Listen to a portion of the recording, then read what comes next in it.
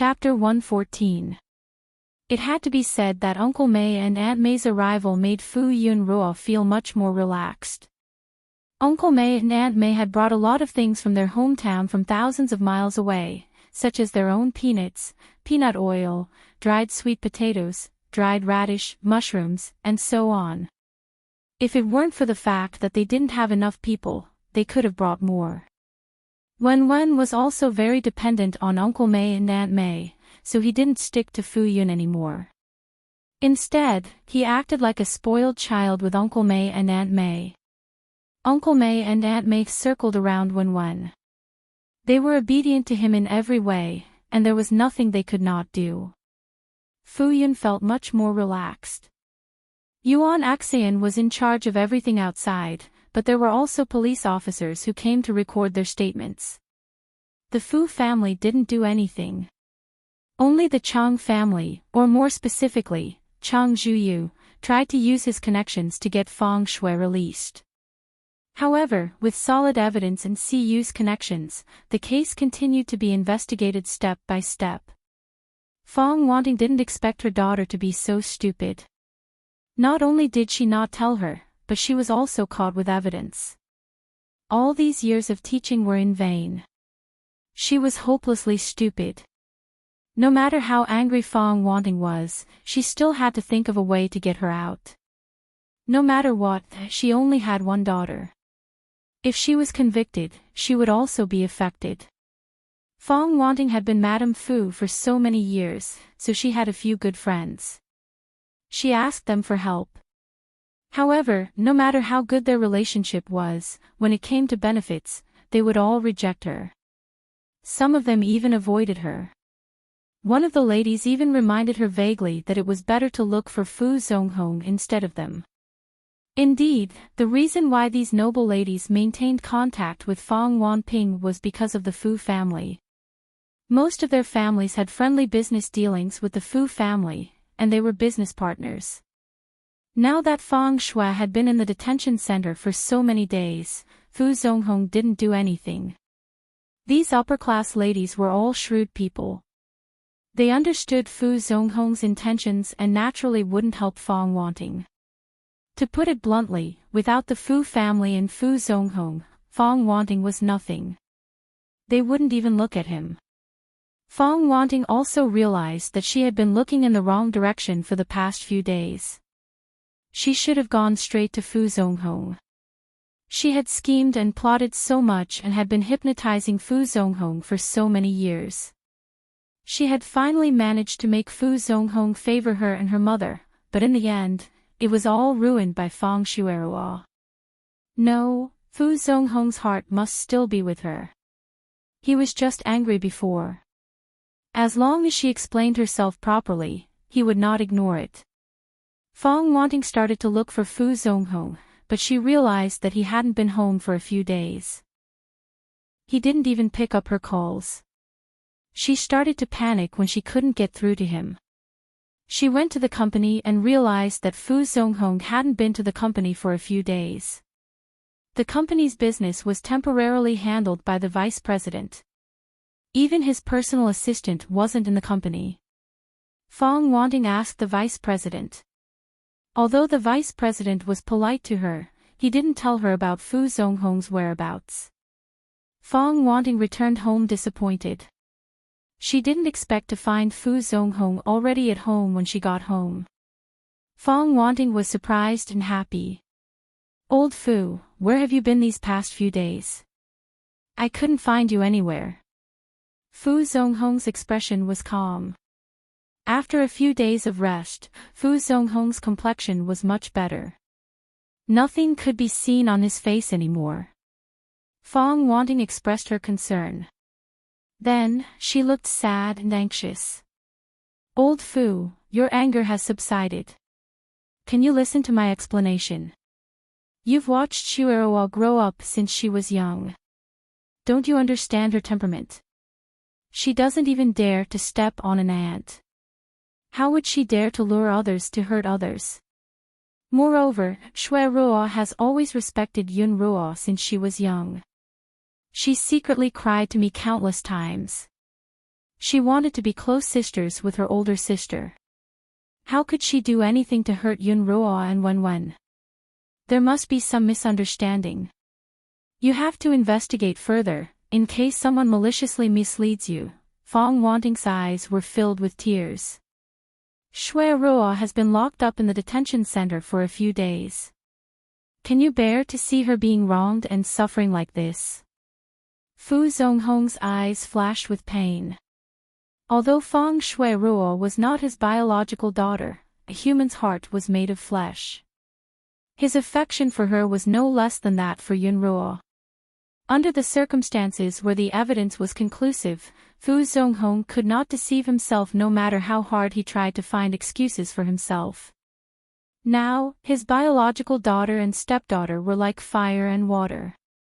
They could not coexist. He had to make a choice between the two. In the past, he had chosen Fong Wanting and Fong Shui Ruo. He had ignored the injustice that Yunruo had suffered. Now, he had chosen Yunruo and Wenwen. He hoped that he still had time to redeem himself. Fu Zonghong closed his eyes. When he opened them again, his expression was cold. He glanced at his assistant. The assistant stepped forward and took out a few documents from his briefcase. Then, he placed them in front of Fong Wanting. Fong Wanting lowered her head to take a look. The words, divorce agreement, were added on the front page. Her expression changed immediately. Old Fu, you. She was dealt a huge blow. Her body was on the verge of collapsing. You really want to divorce me? Since Fu Zonghong had already made his decision, he did not hesitate anymore. He said coldly, the reason why I chose you in the beginning was because I wanted you to take good care of Yunruo. I was wrong. You treat your own daughter well, but that does not mean that you will treat other people's daughters well. Since you can't do it, then there is no need for this marriage to continue. Fu Zonghong's heart was throbbing painfully.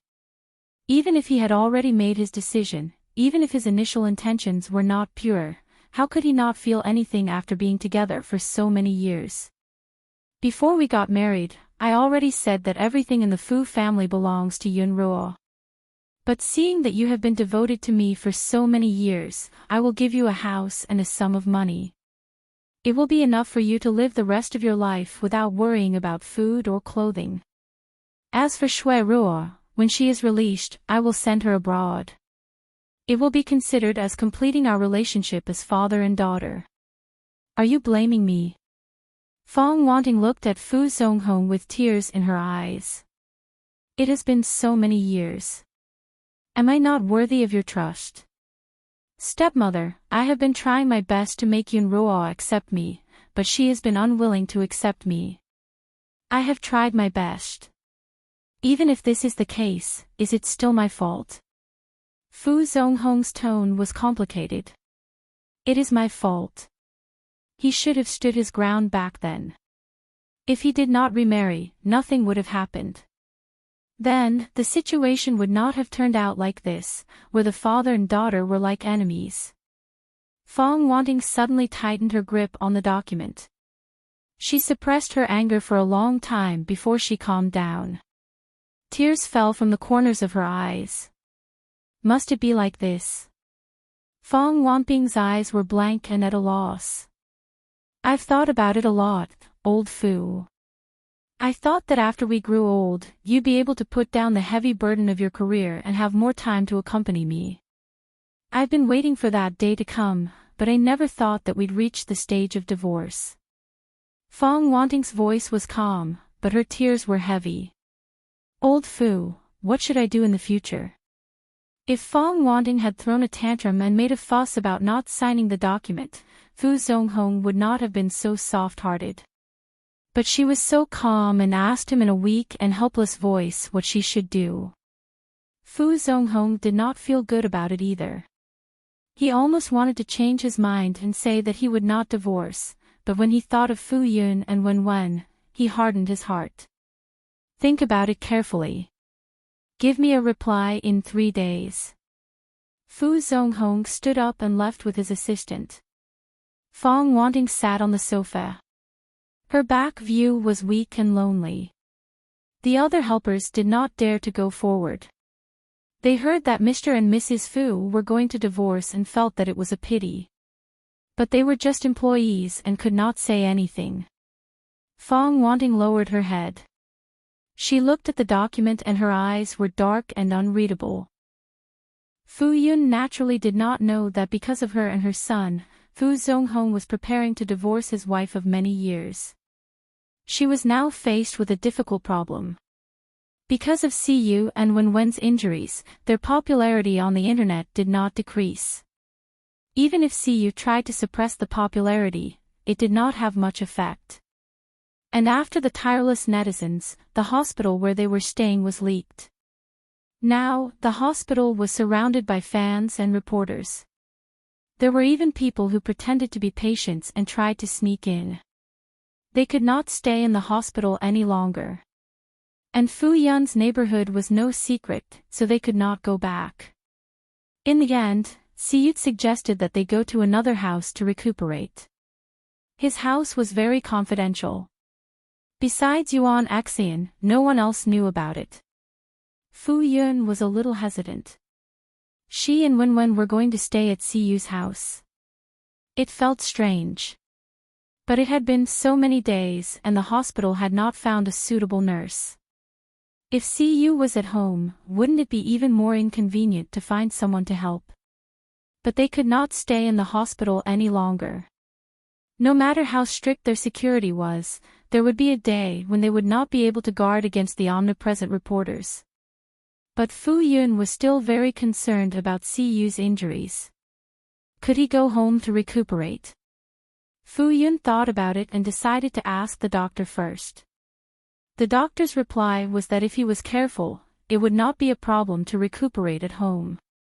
His injuries were recovering very well. He would be able to fully recover after recuperating for a year or so. Moreover, Dr. Xiao Meng would often check on Siyu, so there was no need to worry at all. In the end, Fu Yun agreed. Uncle May and Aunt May had stayed in the hospital for a few days and had already understood Siyu and Wenwen's injuries. They felt that it would be inconvenient for them to move to Siyu's house with Fu Yun and the others, so they wanted to leave. When Fu Yun heard this, she was instantly stunned. Uncle May, Aunt May, you're leaving so soon. Aunt May could not bear to leave so soon. She had not kissed enough, so how could she bear to not see Wenwen and Yunruo so soon? But the two of them could not help much by staying here. They even had to trouble Ruo to entertain them. There are a lot of things to do at home, but you don't have to be in such a hurry. The aunties next door will help, right? Fu Yun grabbed Aunt May's hand, afraid that she would leave immediately. Wenwen also went forward and hugged Aunt May. Her voice was soft and carried a strong sense of reluctance. She looked up with tears in her eyes. Grandma May, I can't bear to part with you. Chapter 115. Aunt May's heart softened as she was hugged by the little girl. She hugged Wenwen and called her sweetheart a few times. However, not only could they not help, but they also needed Fu Yunruo to take care of them. How could they want to continue staying here? Moreover, they were indeed worried about their family. There were a lot of things to do at home. Wenwen acted coquettishly for a while. In the end, it was Fu Yunruo who remembered and quickly said, Uncle May, Aunt May, don't you want to watch Wenwen's first movie? Are we going to the cinema now? Aunt May asked quickly. They often contacted Fu Yunruo and knew that Wenwen had filmed a big movie. They even wanted to go to the county city to watch it. There were no cinemas in the town, only in the county city. Fu Yunruo thought about the time and nodded. Yes, it's about to be released. She had always remembered the time. Wenwen immediately looked over with sparkling eyes. Mom, it's about to be released. He only remembered the time of the screening, but he did not know what day it was today. Fu Yunruo said, "It's the day after tomorrow." Siyu said, "Then let's go watch it together." Uncle May, Aunt May, don't you want to watch a movie with Wen and Yunruo? Uncle May and Aunt May were tempted. They looked at each other and then Aunt May said, "Then let's stay for a few more days." Fu Yunruo was overjoyed. Thus, they packed up the things they needed in the ward and left quietly, avoiding the crowd at the entrance of the hospital. Siyu's other house was in a group of villas surrounded by mountains in the center of the capital. In this capital where every inch of land was expensive and the environment was so green, there was a distance between the villas. From the moment they entered the community, there was tight security. This group of villas was famous in the capital for being rich and expensive. Even if you had money, you might not be able to buy it. The 3 cars drove up the mountain road and reached the top of the mountain in about 20 minutes. Then, they entered a villa area. After Fu Yunruo got out of the car, she carefully helped Siyu out. It was inconvenient for him to walk with his arm in a sling, but walking was not a problem. After Wen got off the car, he pinched Fu Yunruo's skirt with his chubby little hands and looked around. He had only heard of this legendary villa and had never been here before. The group of them entered the largest villa. Without Siyu saying anything, Yuan Axayan had already assigned them rooms and instructed the bodyguards in black to move their luggage into the rooms. Fu Yun only found out later that the 2 villas nearby also belonged to Siyu. Usually, the bodyguards and servants lived in those 2 villas. This main villa belonged to the owner.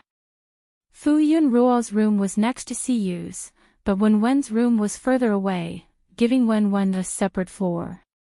Uncle May and Aunt May were in the guest room next to Wen's. Uncle May and Aunt May were very satisfied with this arrangement. Fu Yunruo thought that Siyu might need to be taken care of, so she had no objections. After the arrangements were made, Fu Yunruo recorded a video for Siyu and Wen. First, she thanked them for their concern. Then, she informed the fans and media that they had gone home to recuperate and were no longer in the hospital. She hoped that they would disperse and not disturb the doctors and patients in the hospital. Siyu also released another statement, telling the fans to calm down and not to cause trouble for others. He was fine. When the fans saw that Siyu and Wen had gone home to recuperate, it meant that they were fine. Although they had not seen them with their own eyes, they were relieved. Some reporters were unwilling to give up. They went to the entrance of Fu Yunruo's neighborhood to block them. However, they were not in the neighborhood at all, so their plans were foiled. Besides paying attention to the progress of the case, the fans' attention had shifted to the upcoming sci-fi movie starring Siyu. Even if they did not have high hopes for the domestic movie, the lead role was Siyu. Furthermore, it was Wen's first screen appearance. Even if the movie was a flop, they would watch it again and again. Therefore, when the online movie theater released the pre-sale of the movie, all the available tickets were booked in less than 10 minutes. Those who were a step behind complained endlessly on the internet. Why were these people so fast? Those who managed to buy tickets were showing off on the forum, provoking a group of people to attack them. Then, they left comments on the movie theater's official website, requesting to increase the shooting rate. The movie theater was not optimistic about the sci-fi movie, even if the premiere reviews were positive. This was because there had been sci-fi movies in the past where the premiere reviews were one-sided. The movie theater had increased the shooting rate because of this, but when it was actually released, it was a flop. Therefore, on account of Siyu, coupled with the fact that the main lead and important supporting roles in the movie had been constantly trending for many days, which had a great impact on the movie's publicity, the cinema finally relented and increased the shooting rate to 30%. However, not long after, all the tickets for the movie's screening time were booked in the past 3 days, and a large group of people complained about not being able to buy tickets on the official website. The movie theater hurriedly called for an emergency meeting to reduce the number of screenings for some movies that were not watched by many people and increase the shooting rate of the sci-fi movie to 50%. Under the anticipation of many people, the day of the movie's screening soon arrived. Yuan Axian and the others had already booked a VIP box in the nearest movie theater. Before leaving, Fu Yunruo looked at Siyu and asked worriedly, "Can you really do it? Why don't I bring Uncle May and Aunt May?" Fu Yunruo looked at the cast that had not been removed. This was very inconvenient. Could he really do it? Siyu said, "It's okay, I can do it." He did not want to miss out on watching a movie with Wen and Ruo Ruo. Under Siyu's insistence, Fu Yunruo still brought Siyu along, but he also brought a lot of bodyguards with him. He thought that if he was recognized, there would be people to help him. However, since Siyu was going out, he naturally made full preparations. They entered the VIP box all the way and did not meet any outsiders on the way. Fu Yunruo's phone kept ringing, and messages kept coming in. Those who came to watch the movie today did not know that they were a group of people. Many of their friends also brought their families to support them. Some of them who had booked their own tickets were fine, but those who did not came to ask Fu Yunruo if there were any internal tickets or channels to buy tickets. Fu Yunruo asked Yuan Axian, and after getting the movie tickets, he entrusted this matter to Yuan Axian. At such an important moment, Fu Yunruo naturally brought Uncle Guo, Tian, and the others along. They could not sit in one box, but fortunately, they booked 2 boxes. After Fu Yunruo helped Siyu sit down, he started to prepare other things. Wen was a little excited and nervous. She sat on the sofa and twisted from time to time as if there were needles under her butt. The others were eating fruits absent-mindedly. Uncle May and Aunt May looked at the big black screen in front of them and kept asking, "It hasn't started yet? When is it starting?" Fu Yunruo said, "It'll start soon. It starts at 7:10 p.m. It was only 6:55 p.m., and it was almost time for the screening." Uncle Guo came very often, but they did not live together, so it was inconvenient for him to go back and forth. Moreover, he needed to take care of the flower garden, so Fu Yunruo was worried about Uncle Guo at this moment, afraid that he would be tired out during this period of time. As they chatted and waited, at 7:07 p.m., the big screen lit up and started to play the advertisement. Fu Yunruo was also attracted. She sat beside Wen and started to stare at the screen. Soon, the movie started. Everyone was watching the movie attentively. At the same time, the other cinemas were also watching it at the same time. Some of the audience members chatted with their companions before the movie started. They held a big bucket of popcorn in their hands and a cup of Coke beside them. Another companion was holding melon seeds in his hand. "If it weren't for Brother Yu, I wouldn't have come to watch this sci-fi movie. I hope the special effects are worth 80 cents. You're doing it for Brother Yu, but I'm not. I'm doing it for my child. Even if it hurts my eyes, I can watch it again." There were similar conversations in other places. They all bought a lot of snacks and drinks, thinking that if it was too boring, they would insist on sitting until the end. At this time, snacks and drinks would be very useful. However, less than 2 minutes after the movie started, some of the audience who were originally indifferent were quickly attracted by the plot. They only focused on watching the movie, and their hearts changed with the emotions of the characters in the movie. Chapter 116. When the movie ended and the audience walked out of the theater, they still had buckets full of popcorn in their hands. Cola drinks, melon seeds, and other snacks were almost untouched. After a moment of silence, someone suddenly said excitedly, "I want to watch it a second time. It's too good. I want to watch it a third or fourth time." "Me too. Bring me along." The audience did not say anything about the plot, but most of them did not want to leave after coming out. They lowered their heads and used their phones to book tickets again. It was obvious that they were very satisfied with the movie. The theater was basically full for the past 3 days, so they could only book tickets later. After booking tickets for the second and third time, they were still not satisfied. One by one, they expressed their thoughts on their social media and consciously went to recommend it. Such a good sci-fi movie, they must not miss it.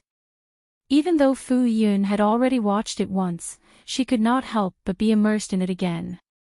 It was like reading a book. Every time she read the same book, she would have a different reaction. Fu Yun watched the movie. The first time, her attention was mainly on the special effects and the actors themselves. This time, she focused more on analyzing the background of each character. When the screen reached the end and the movie ended, Fu Yun's agitated mood had not calmed down. The others were the same. Uncle May and Aunt May were speechless. They did not know how to say anything nice and did not know how to praise it. They only kept saying, the acting was so good. So good. Siyu did not have much of an opinion, but she looked very happy and relaxed. Meanwhile, Wenwen's face turned red from the flattery of his grandparents. He was extremely happy, even happier than when he won his first Best Actor award. After Wenwen was happy, he felt uneasy. He saw the reactions of others after watching the movie. These people were all insiders. They looked at him with an extremely thick filter. He could not tell if it was really good. Perhaps the parents only said that it was good because of him. One had to know that in his previous life, this movie was one of the bad movies that was often pulled out to be criticized. Although the special effects of the movie were more sophisticated, the actors involved had changed a lot, and the script had been revised. It was a little different from his previous life, and the characters were more well-rounded.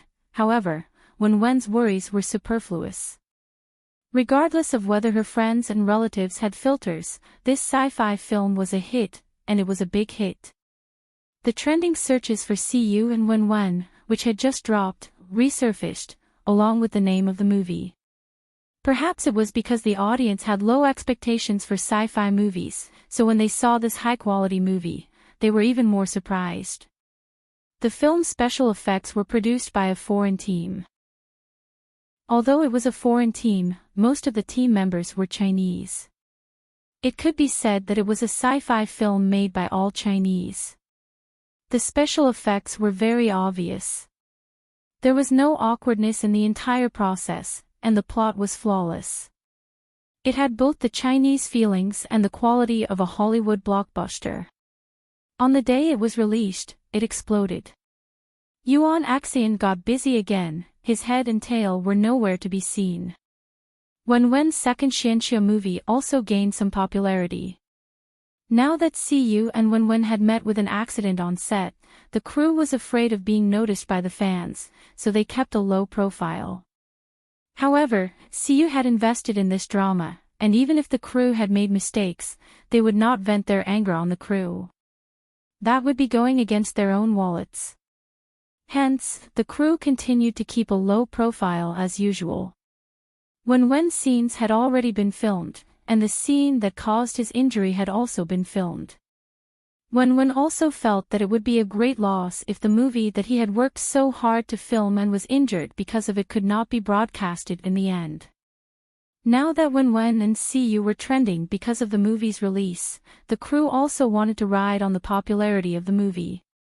When the movie theater saw that the movie had made a name for itself, they held a meeting overnight and made a prompt decision to increase the number of showtimes to 80%.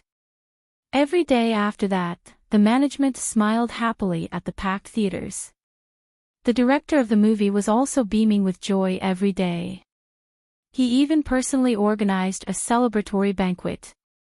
However, it was not convenient for Siyu and Wenwen to attend the banquet, so it was a pity that the celebratory banquet was held.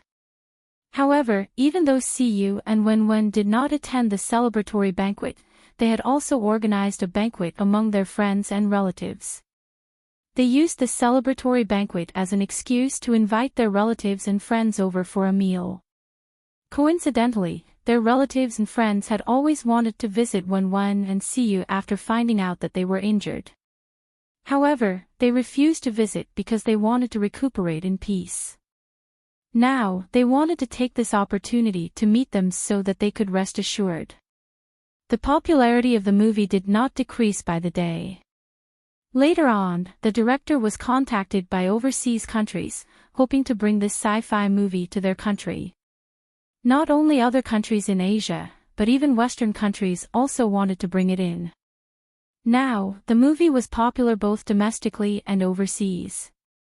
While Siyu and Wen were trending online, they kept a low profile and stayed in the villa to recuperate. After nearly a month of recuperation, the doctor announced that there was no problem with his body after a checkup. Siyu was also in the prime of his life, so his body recovered quickly.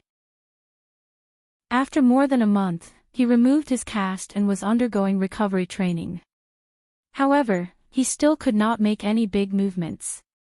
Fu Yunruo was finally relieved. After more than a month of buffer, Fu Yunruo was no longer alarmed and worried about personal gains and losses. However, he still kept a close eye on Wen. After Uncle May and Aunt May finished watching the movie, they returned to their hometown a week later. Even though Fu Yunruo and Wen repeatedly urged them to stay, they still insisted on going back. After all, they had a lot of things to do at home. Fu Yunruo could only send them off personally. While they were having a peaceful time, Feng Shuiruo's case was progressing step by step. Ever since Fu Zonghong proposed a divorce that day and asked her to consider it, Feng Shui left the house not long after. Perhaps she was worried that Fu Zonghong would come back one day and insist on her signature. She was on tenterhooks every day, afraid that Fu Zonghong would suddenly come looking for her. However, she did not know if Fu Zonghong had softened or if it was for other reasons, but he did not come looking for her. She heaved a sigh of relief, but at the same time, she was worried. No matter what, as long as she did not sign the papers, she was still Madame Fu, and others had to give her some face. For the time being, she could not care less about Feng Shuiruo, who was still in the detention center.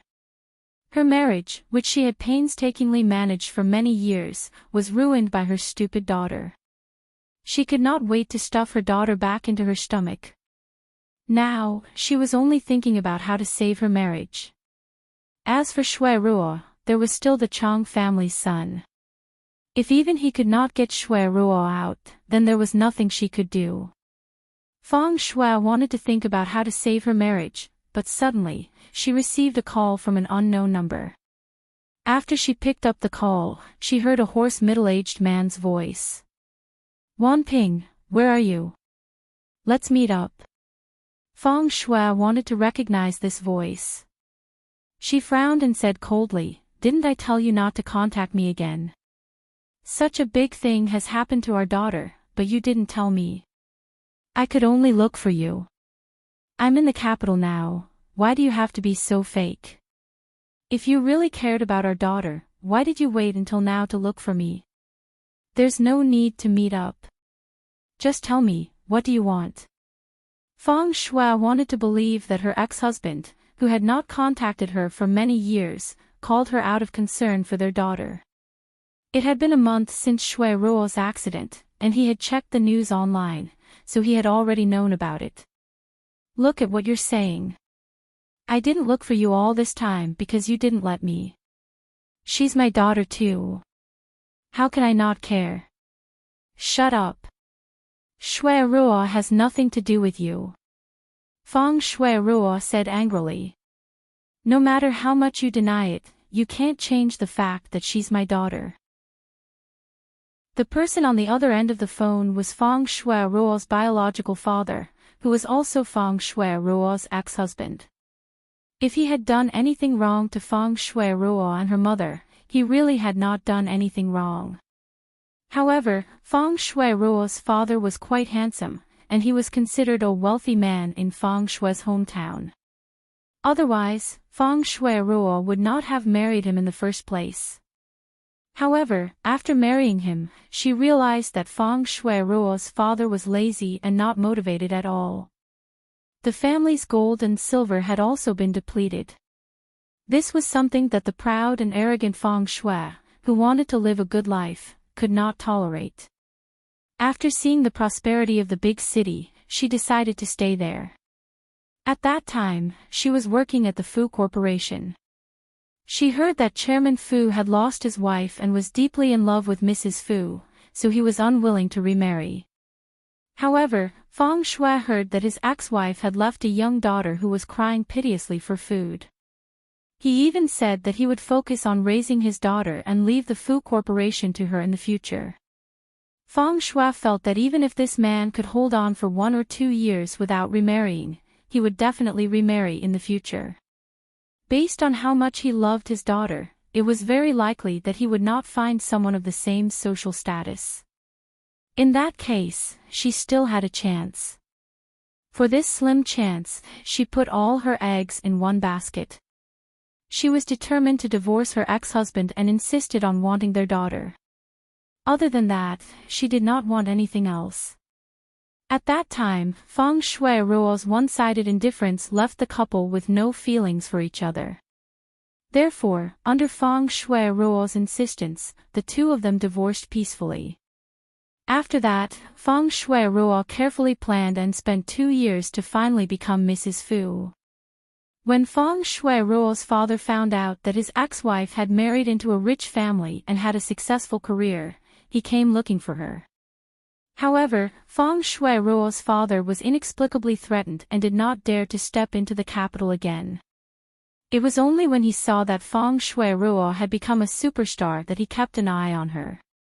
When he found out that she was filming overseas, he secretly went looking for Feng Shui-ruo and tried to find a way to see her.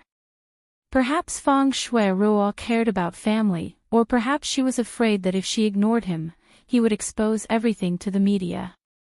In the end, she promised to give him a sum of money every month as long as he never stepped into the capital again and never appeared in front of her and her daughter again. Feng Shui-ruo also mentioned it to Feng Wanting after the incident. She felt that since he was Feng Shui-ruo's biological father, it was better to spend money to reduce trouble. After the divorce, Feng Shui-ruo's father quickly got married and had a son. Naturally, he did not have much feelings for his daughter, Feng Shui-ruo.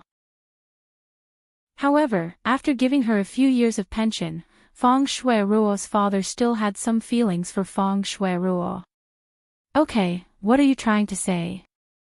I just want to ask, what's going on? How did Xiaolian get caught? It's Shui-ruo. Okay, it's Shui-ruo. It's Shui-ruo. She doesn't resemble you in any way, except for her stupid personality. It was fine if she was stupid, but she was so stupid that it made her hate her to the core. She had dragged her down so badly.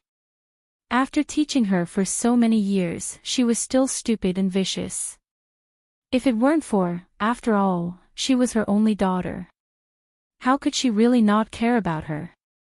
Feng Wanting also hated Fu Zonghong. How could she have known that Fu Zonghong had to undergo a vasectomy in order to ensure Fu Yunruo's position as the heir? If she had given birth to a child, the situation would not have been like this. Hey, why are you attacking me personally? Let me tell you, Feng Wanting. I didn't know about it in the past, so I got divorced easily. After you married into a rich family, I found out. You must have hooked up with my big boss behind my back. Feng Wanting's face turned ashen. You're spouting nonsense. Although it was true that she had gotten divorced in order to marry into the Fu family, there was nothing between them at that time. She would not be slandered for no reason. Alright, I won't talk about this anymore. Mr. Feng could not be bothered to haggle over this matter. Anyway, his daughter had married into a rich family, so she could help his son. Xiaolian, you have to give me an explanation about Shui-ruo, right? He had more money now that he had Feng Shui-ruo's monthly money. No matter what the reason was, he did not want to lose his pension in the future. Explanation. You. Fong Wanting seemed to have thought of something and a glint flashed across her eyes. She suddenly changed her words and said, "All right, let's meet." Fong Wanting then told her a time and place before hanging up the phone. She looked at her phone thoughtfully. Fu Zonghong was handling work in the company's office. He had been hospitalized for a few days and there was a huge backlog of work. At this moment, his personal assistant knocked on the door and came in. He then whispered something in Fu Zonghong's ear. Fu Zonghong's pen paused in the middle of signing something. He suddenly realized that he did not know anything about the person sleeping next to him. Wan Ping was still in contact with her ex-husband. Although Fu Zonghong did not appear in front of Fong Wanting, he still had people watching her every move. Now, she was actually in contact with Fong Shuiruo's biological father. What were they trying to do? Chapter 117. Fong Wanting sat in a private room with a cup of coffee in front of her. She stirred the coffee in her hand, but had no intention of drinking it. Not long after, a pot-bellied middle-aged man walked in. When the man saw Fong Wanting, who had lived like a princess for so many years and had not changed at all, his eyes flashed with amazement and a greasy smile appeared on his face. Wan Ping. The man was Fong Shui's biological father, Guangxi. He sat opposite Fong Wanting and looked her up and down openly. After so many years, not only had her appearance not changed, but her figure had also been maintained so well. Fong Wanting put down her spoon unhappily. Have you seen enough?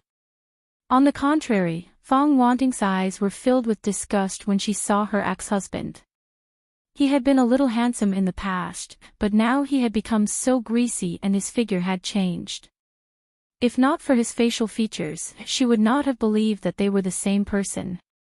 Guangxi chuckled and looked away. I'm here. You have to tell me what happened, right? There were all kinds of news on the internet, and he was not clear about the situation. The person who used Shuiruo's name to harm others in the film crew was a die-hard fan of Shuiruo and implicated Shuiruo.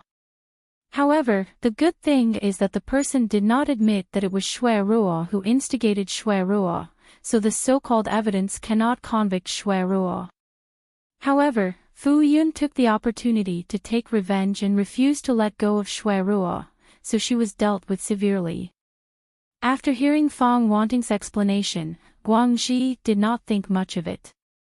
He also knew that Fu Yun was Fong Wanting's current husband's daughter. If Fu Yun was in trouble, Fong Wanting and her mother would be the ones to benefit. He would also be able to reap countless benefits. What do you want me to do? Kill that Fu Yunruo and that little bastard.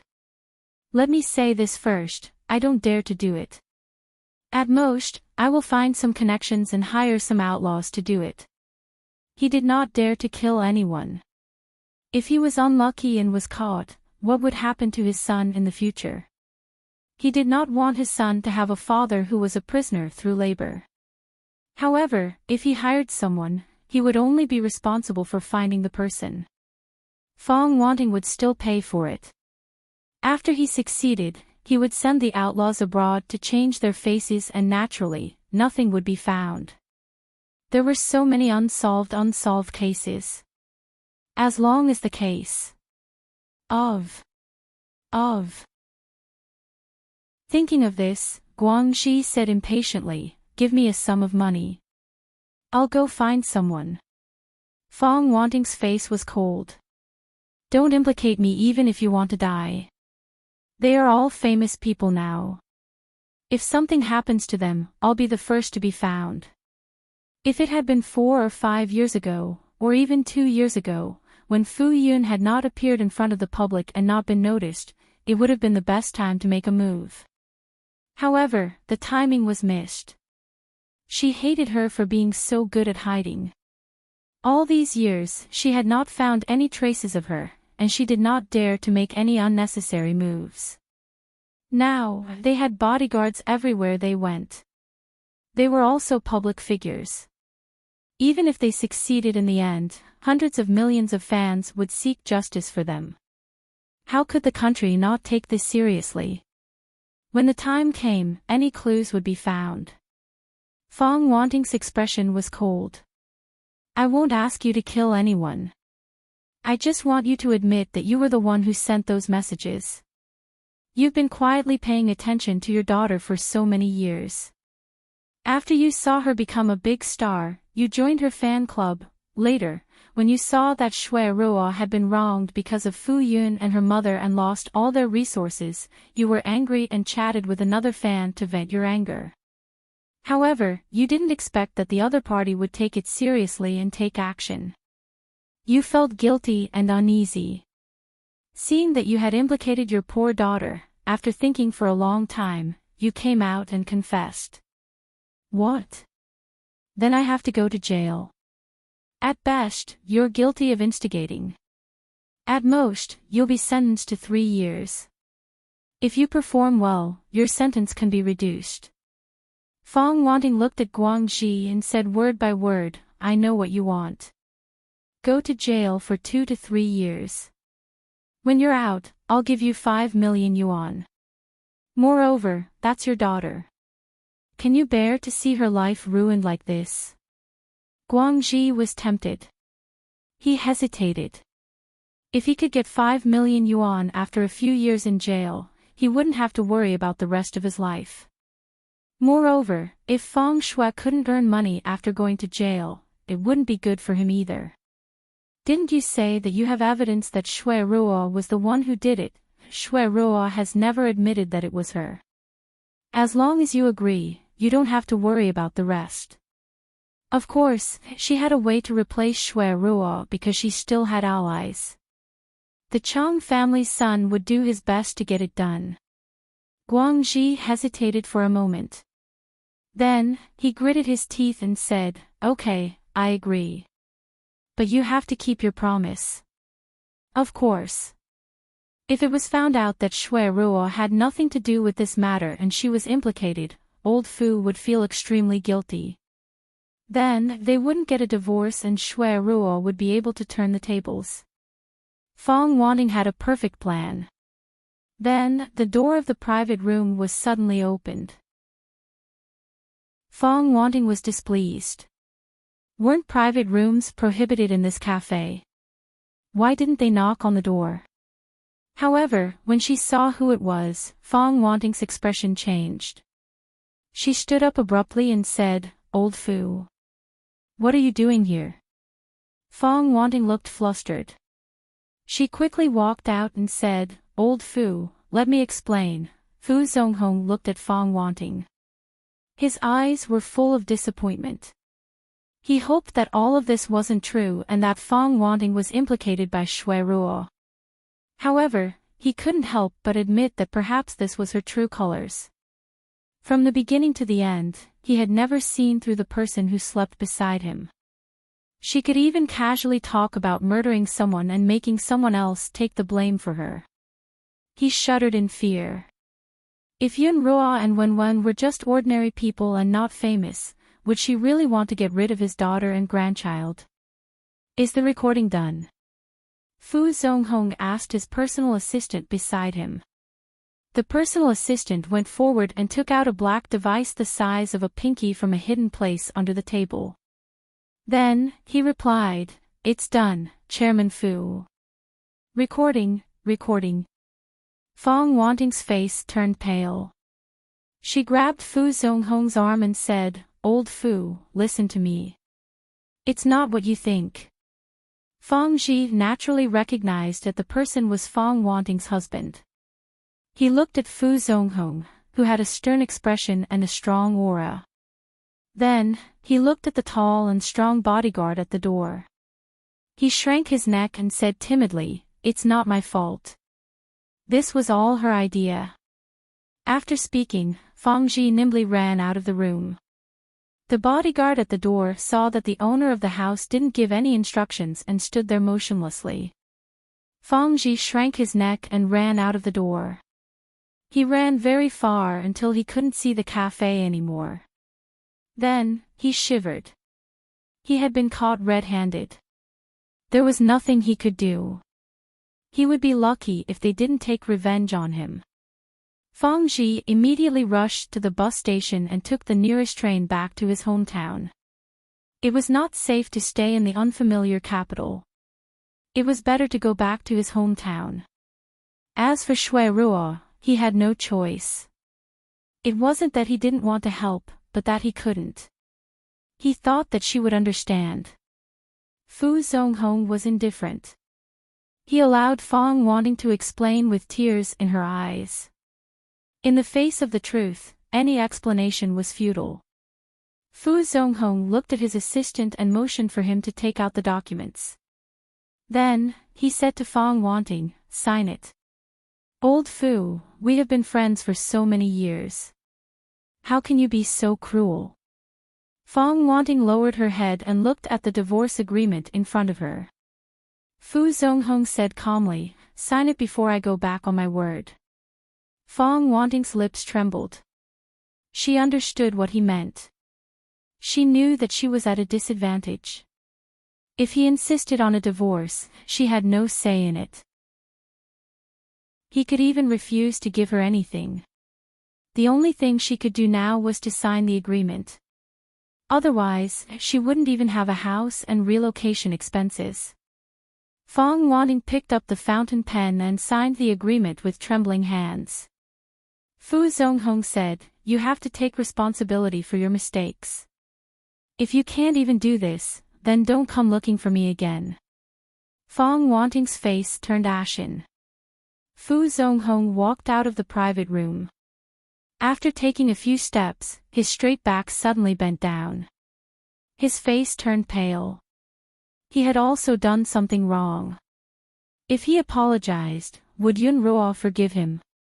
Fu Zonghong's assistant supported him and asked with concern, "Chairman Fu, how are you? Do you want to go to the hospital?" Fu Zonghong had been hospitalized a while ago and had been discharged before he had recovered. Furthermore, he had been working hard. His assistant was very worried. Fu Zonghong calmed down and waved his hand. "I'm fine. Don't make a fuss." Fu Zonghong got into the car. "Yun Ruo." He paused for a moment and then said, "Get someone to monitor the progress of the case. Don't let anyone interfere. Let the verdict be as it should be."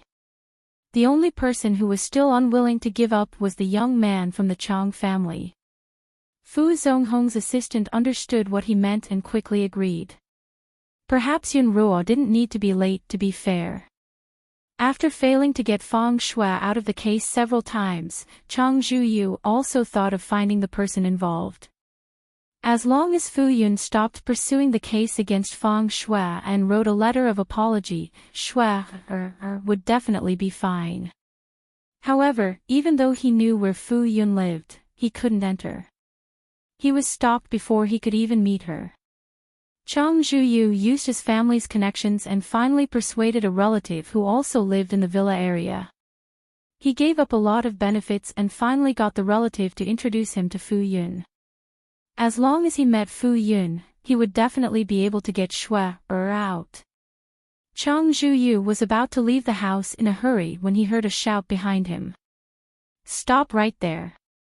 Chang Zhuyu turned around and saw Father Chang glaring at him with furrowed brows. "Father, look at what you've been doing all this time. You didn't even go to the company. Instead, you jumped up and down for that woman. You're a joke. Let me tell you, don't interfere in this matter in the future. The Chang family will never let someone with a criminal record be the madam of the Chang family." Chang Zhuyu said unhappily, "Shui was wronged. Regardless of whether she was wronged or not, she has been in jail. Have you ever seen any madam of the Chang family enter the detention center? Do you want the Chang family to become a joke in the industry? Anyway, listen to me. Break off the engagement with Fang Shui immediately. Your mother has been contacting her old friends recently. She'll find someone of equal social status. Chang Zhuyu frowned and said disappointedly, at the beginning of last year, you were so satisfied with Shui that you couldn't wait to marry her. It hasn't been long and you've changed. His parents were actually such people. Back then, they kept calling her Shui Ruo and even said that they treated her like their own daughter. Now that Shui was in trouble, they hit her when she was down. Shui was so pitiful. The Fu family didn't care about her and her fans left her one by one. Even his parents were like that. Shui only had him now. Thinking of this, Chang Zhuyu felt that he had a heavy responsibility. He looked coldly at Father Chang and announced, I only have one wife, and that is Feng Shui. No one can change that. Then, he turned and strode away with his head held high. You! Father Chang was so angry that he clutched his chest. You unfilial son. Of course, Fu Yun didn't know that Fu Zonghong and Fong Wanting had really divorced. Chang Zhuyu was trying his best to see her. They stayed in the villa and were protected by layers of bodyguards. No one could get close to Fu Yun Ruo. Wen regained her lively personality. See, you got someone to find a children's version of a car from somewhere. It looked super cool and flashy. Boys, no matter their age, loved cars. Wen loved the car so much that she couldn't bear to part with it. Every day, she would drive the car around the yard a few times. Fu Yun Ruo stood by the side and watched. Siyu also stood by the side and looked relaxed. Ruo, do you want to go to the island to play? Won't you get tired of staying at home all day and not going anywhere?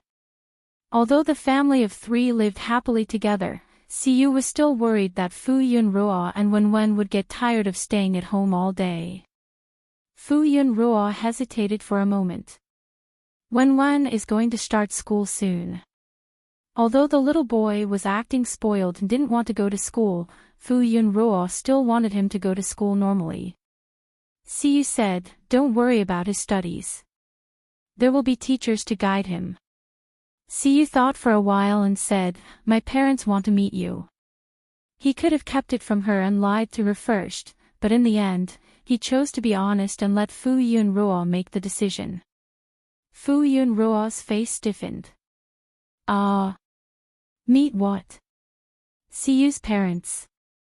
You don't have to be nervous. They already know about you and like you very much. They are especially looking forward to meeting you. Siyu didn't tell them about Fu Yun Ruo and Wen because he was worried that they would run over excitedly when they found out that they suddenly had such a big grandson and such a beautiful daughter-in-law. It wasn't the right time to meet them. However, the news of his injury was all over the place. Siyu even used his family's connections, so naturally, he couldn't hide it from them. When they asked, Siyu told them the truth. As expected, they couldn't wait to come over, but Siyu stopped them. Based on his understanding of them, they were almost at the limit of their tolerance. Fu Yun Ruo had taken care of him carefully for more than a month. At least Fu Yun Ruo didn't reject his flirtatious behavior and would occasionally blush in front of him. The two of them only lacked a layer of paper. He felt that it wasn't too rushed to meet the parents now. After all, they already had a child. She wanted to meet the parents.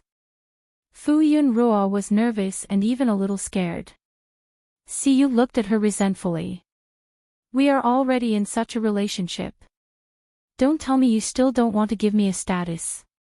Fu Yun Ruo's gaze drifted. Don't talk nonsense. What relationship do we have?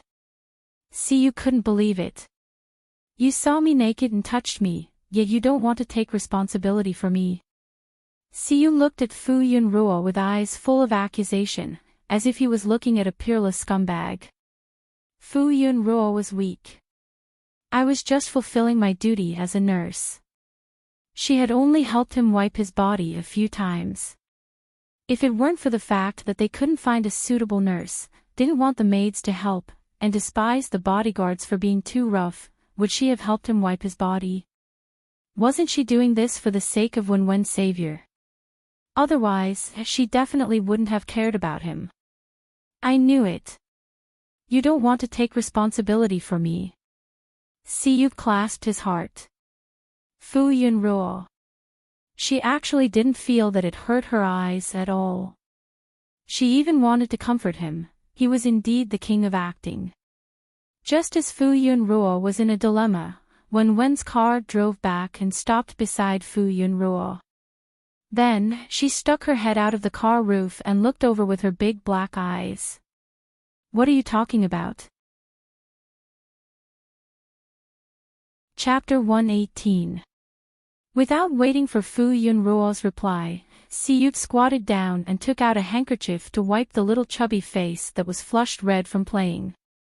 I'll discuss with your mother whether we should bring you to the island to play. Wenwen's eyes lit up. His little mouth curved as he glanced at Fu Yunruo a few times. He asked expectantly, really? He remembered that his mother had always wanted him to go to school. If they went to the island to play, it would take at least 10 days to half a month, right? They would not be able to make it in time for school to start. Fu Yun pulled a long face. It's not true. Wenwen pouted and sat back in the car angrily. He looked like he was asking Fu Yun to coax him when he was angry. Siyu glanced at Fu Yunruo with a smile and teased, look, whose little mouth is pouting so hard you can hang an oil bottle on it. Wenwen pursed his lips and acted like a mature adult. Siyu looked at Fu Yun. Since the child wants to go, why don't we let the child go? The child has suffered a lot during this period. Wenwen looked at Fu Yun with tears in her eyes. She looked so pitiful that Fu Yun's heart started to waver. Actually, if it did not affect Wenwen's studies, it would not be a bad idea to play and relax, right? Not a bad idea. Although she was his son's mother, they were not husband and wife. How could she jump to the point of meeting his parents? Fu Yun said, let's talk about it when we have time. With that, Fu Yun turned to leave. She was afraid that she would look at Wenwen and see Yu's sad expressions and could not help but relent. Wenwen didn't get what she wanted, and Siyu didn't get what he wanted either. They looked at each other, and Siyu pursed his lips. Little Wenwen, you can't do it. He actually couldn't make his mother change her mind. Wenwen pulled a long face. Big friend Siyu, you can't do it either. Siyu, nonsense, it's all because you didn't do your best. It's clearly your own problem, yet you want to push the blame to a child. Doesn't your conscience hurt? Wenwen looked at Siyu with dissatisfaction and suddenly said, do you have any ulterior motives? You're not planning to do something bad behind my back, are you? Otherwise, why would he be so kind as to take them out to play so that he didn't have to go to school? Siyu was speechless. He calmly changed the topic. When are you going to call me Dad? When? He grabbed the steering wheel and drove the car. With a turn, he quickly drove away. Siyu didn't know whether to laugh or cry. Was it that difficult to change her name? For the next 2 days, Fu Yunruo basically avoided them as she was afraid that they would pester her and make her change her mind. However, Wenwen and Siyu didn't pester Fu Yunruo all day long. Feng Shuiruo's matter had been pushed forward for so long and was about to come to an end. Whether it was Fu Yunruo or Siyu, they wanted to see the verdict with their own eyes. However, in Siyu's heart, this wasn't the end, but the beginning. He wouldn't let it go just like that. Just the punishment of the law wasn't enough. When it was time for the court session, almost everyone's eyes were on the court. The fans and the media were eager to know the verdict as soon as possible. Fu Yunruo and Siyu were both there. Chang Zhuyu looked at Fu Yunruo with bloodshot eyes. He had never expected that Siyu would protect them so well. Even though he had asked that person to introduce them, Siyu still didn't give that person any face. That person actually wasn't angry, which meant that there was nothing he could do. At this point, if he didn't know that Siyu's identity wasn't as simple as it seemed on the surface, he would really be stupid. No wonder he couldn't touch Siyu all these years. He had thought that it was because Apple Entertainment was protecting him regardless of the consequences. After all, Apple Entertainment was a big shot in the entertainment industry. If they really wanted to protect someone, they would be able to do so. Now that he thought about it, other than his status in the entertainment industry, Apple Entertainment was protecting him regardless of the consequences.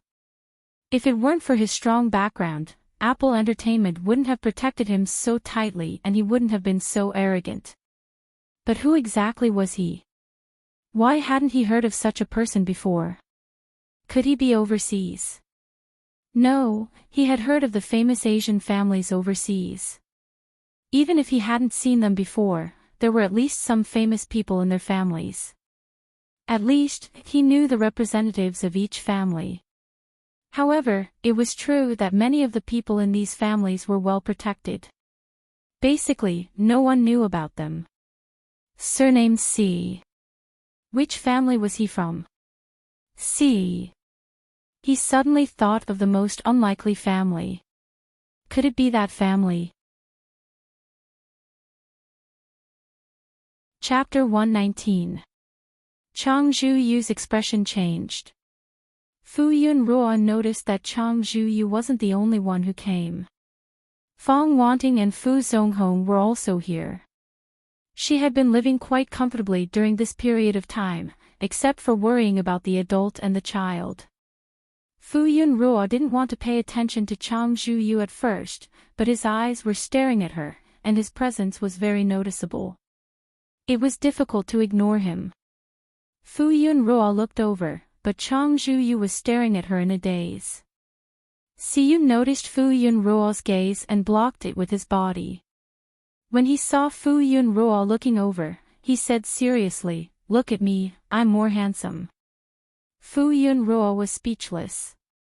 She was silent for a while, then burst out laughing. Then Fu Yunruo looked away and turned to Feng Shuiruo. After not seeing her for a while, Feng Shuiruo, who had been locked up in the detention center for a month, looked a lot more haggard and weak. Perhaps it was because no matter who tried, they couldn't get Feng Shuiruo out, so there was a hint of melancholy between her eyebrows. To be honest, Fu Yunruo was very surprised. She thought that she wouldn't be able to get justice. After all, this was the female lead of the original novel, and she had a powerful family like the Chang family to protect her. She thought that Feng Shuiruo would be released soon. Perhaps Siyu saw her worry and said that he would leave this matter to him. After that, he didn't let her worry about it. From time to time, she would hear about the progress from Yuangu. Thinking of this, Fu Yunruo couldn't help but look at Siyu a few more times. In the past, she thought that the male and female leads were God's illegitimate children. Now, it seemed that Siyu was the biological son. No wonder whether it was the original novel or the world after she came over, Chang Zhuyu and Feng Shuiruo were not in Siyu's hands. Tao Delong was better. As long as God was clear, there was a difference between a biological son and an illegitimate child. So, she was riding on the coattails of her biological son. Feng Shui was a little excited when he saw Fu Yun. She begged and pleaded, wanting to see Fu Yunruo. She wanted to apologize to Fu Yunruo. She wanted her to forgive her and give up pursuing her responsibility, but she never responded. The last time her mother came to visit her, she told her a piece of shocking news. Her mother and uncle had divorced. If Feng Shui felt that the sky had collapsed and her uncle divorced her mother, it meant that not only would he not care about her anymore, he would also blame her mother. She knew how much effort her mother had put in to keep her position as Mrs. Fu. Moreover, When she saw how her mother controlled her uncle step by step and made him put all his attention on her, leaving only her mother by her side, she felt very proud of herself. She subconsciously imitated her mother and figured out what Chang Zhuyu, who was the most outstanding person in the circle with the best family background, liked and liked. Then, step by step, she drew him closer to her. Since uncle would escape from mother's control, then what about Chang Zhuyu? Feng Shui was flustered. She only had him now. If she lost him, she would really be done for. Feng Shui looked at Chang Zhuyu's eyes. She wanted to say something but stopped. She was about to cry and felt very wronged. Chang Zhuyu's heart ached. He wanted to immediately hug Feng Shui and comfort her. Unfortunately, he could only sit in the audience at this moment.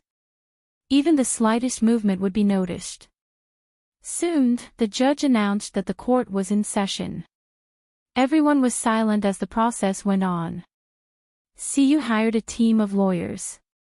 Every one of them was the best of the best. They basically led the other team by the nose throughout the entire process. The team of lawyers that Chang Zhuyu had hired with a lot of money could not fight back. It was obvious who was better. Chang Zhuyu's face turned uglier with every passing minute. Feng Shui's face turned ashen as well. At this moment, regardless of whether she pleaded guilty or not, the outcome was already set. Moreover, she could not refute. However, she still could not figure out where the evidence came from. She had clearly destroyed it completely. The person who was on the other side of the internet would not know whether she was a human or a ghost. The IP address would not be traced back to her either. Naturally, Feng Shuiruo didn't know that this piece of evidence was half real and half fake. CU had directly pinned Feng Shuiruo as the murderer and then investigated some clues. Based on these clues, they created a flawless piece of evidence. Even Feng Shuiruo didn't dare to say that this piece of evidence was fake because it was exactly the same as the real thing. The trial entered the climax. Then, the judge announced a 30-minute recess to discuss the outcome of the trial. Chang Zhuyu finally found an opportunity to stand in front of Fu Yun. At this moment, he had a favor to ask of her, so he deliberately lowered his attitude. Fu Yun, what do you want in order for you to let Shui go? However, he was used to being high and mighty, so his tone was unconsciously cold. Feng Wanting also walked over. She looked haggard and looked a lot older. She looked like she had a lot on her mind and was depressed. Yun Ruo, if you hate me, then come at me. Shui is still so young. I beg you to let her go. I beg you. Feng Wanting pleaded. Just as she was about to kneel down, someone beside her stopped her in time. Yuan Axayan said, "You're an old person, kneeling down to a young person. Do you want to shorten her lifespan?" Feng Wanting's face turned pale. Fu Yun looked at them expressionlessly. You should be asking, what do you want in order for you to let me go? She had never taken the initiative to provoke them. She only wanted to live her life well. They were the ones who repeatedly came in front of her to show their existence. They even did things to hurt when won. If there was anything wrong with them, they could just come at her. To lay a hand on a child, the word vicious could no longer be used to describe Feng Shui. She was simply heartless. Chang Zhuyu said harshly, Shui has been locked up in the detention center for so long. Her reputation is also ruined. She has already been abandoned by everyone. Isn't this punishment enough? Why don't we reconcile? Anyway, the child is fine, right? Reconcile? Impossible. Fu Yun sneered. Even if I have to go bankrupt, I will seek justice. Fu Yun did not know how Chang Zhuyu could be so shameless as to say the word reconcile so casually. He even dared to say that the child was fine. Did that mean that all crimes would not be punished as long as the victim was not dead? Fortunately, the child was fine. Otherwise, why would Fu Yun want to use legal means to seek justice for herself? She would drag them to hell even if she had to. You two grew up together, don't say that. You two grew up together. Don't confuse me with the two of you. After a pause, Fu Yun stabbed back. Moreover, she is not dead. What's wrong with just going to jail to atone for her crimes? Fu Yun could not wait for this scourge to stay in jail until the end of time. However, she also knew that Feng Shui was at most charged with inducing a crime and other charges that were neither light nor heavy. No matter how she was sentenced, it would only be a short jail term and her life would not be in danger. Her Wenwen had walked around the gates of hell. Feng Shui said bitterly, "Your father has already divorced me. Shui and I will stay far away from you in the future." Fu Yun did not expect that they had already divorced. She was surprised for a moment, then said indifferently, "Whether you divorce or not has nothing to do with me." She thought that after hearing this news, this body would instinctively express happiness. However, there were no emotions at all. The memories of the original body could no longer affect her. Shui has nothing left, but you have everything. Chang Zhuyu gritted his teeth and said reluctantly, "As long as you are willing to let Shui off, I am willing to marry you." Shui would definitely only let Fu Yun have a status. His body and heart would still belong to Shui. Chang Zhuyu's heart ached at the thought of Shui being wronged. However, this was only a temporary strategy. Once she wrote a letter of understanding and agreed to reconcile, Fu Yun was speechless. "Have you seen a doctor? Was there something wrong with this person's brain? Did he think that he was a mountain of gold and silver that everyone dreamed of? Where did this illusion come from?" She liked him and wanted to marry him no matter what. Siyu did not intend to talk to Chang Zhuyu. However, he was very unhappy when he heard what Chang Zhuyu said. He glared at him coldly and said, "Mr. Chang, watch your words. You have nothing to do with Ruoruo." Chang Zhuyu looked at Siyu and his heart skipped a beat.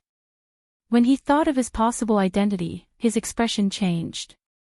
However, for Shui's sake, he gritted his teeth and said, "I don't mind you taking care of the child." Fu Yun felt as if there was a fishbone stuck in her throat. She was disgusted. Siyu stood in front of Fu Yun and approached Chang Zhuyu. He sneered and said, "Where did you get the confidence to think that you are better than me?" Not only did he have designs on his future wife and son, he even dared to despise his son. Fu Zonghong had been paying attention to them. When he saw that Feng Shui and Chang Zhuyu were harassing Yun Ruo again, he could no longer hold it in.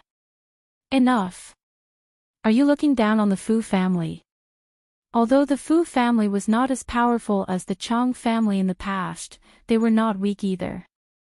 They had hurt the heir of the Fu family. Fu Zonghong was already taking into account their past friendship by not taking revenge. Recently, the Chang family had made a mistake in their investment and had suffered greatly. If they really angered him, they could not blame him for not taking into account the friendship between the two families. Old Fu. Feng Shui looked pitiful. "I only have one daughter," Fu Zonghong said coldly. "I only have one daughter too." Fu Yun glanced at Fu Zonghong. She thought to herself, if the original owner of this body heard this, she would be so happy. Unfortunately, not long after, the judge and jury walked in. No one said anything.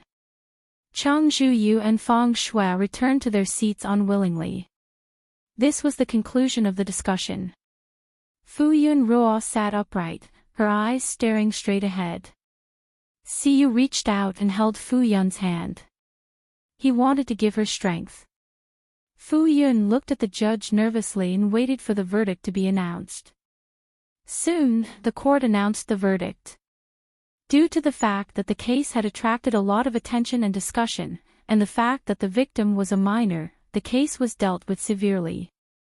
The main culprit was sentenced to 15 years in prison. As for Feng Shui's actions, although she did not constitute an accomplice, she was sentenced to 3 years in prison. Everything had been settled. All of them deserved it. Fu Yun thought to herself, 3 years. 3 years is not a short time, but time passes very quickly. Fu Yun thought that even if Feng Shui was released, things would have changed. She would not be able to stay in the entertainment industry anymore. Feng Shui was divorced and there would be no place for her in the Fu family. Chang Zhuyu still loved her deeply, but she did not know if the rest of the Chang family would accept her. For the prideful Feng Shuiruo, these consequences were truly painful to the bottom of her heart. It was enough. After the trial ended, the audience started to disperse. Fu Yun and the rest also left quickly. Many media personnel who were waiting outside couldn't help but rush forward to interview Fu Yun and the rest. This court had attracted a lot of attention. Many media personnel used their connections to get a spot in the audience.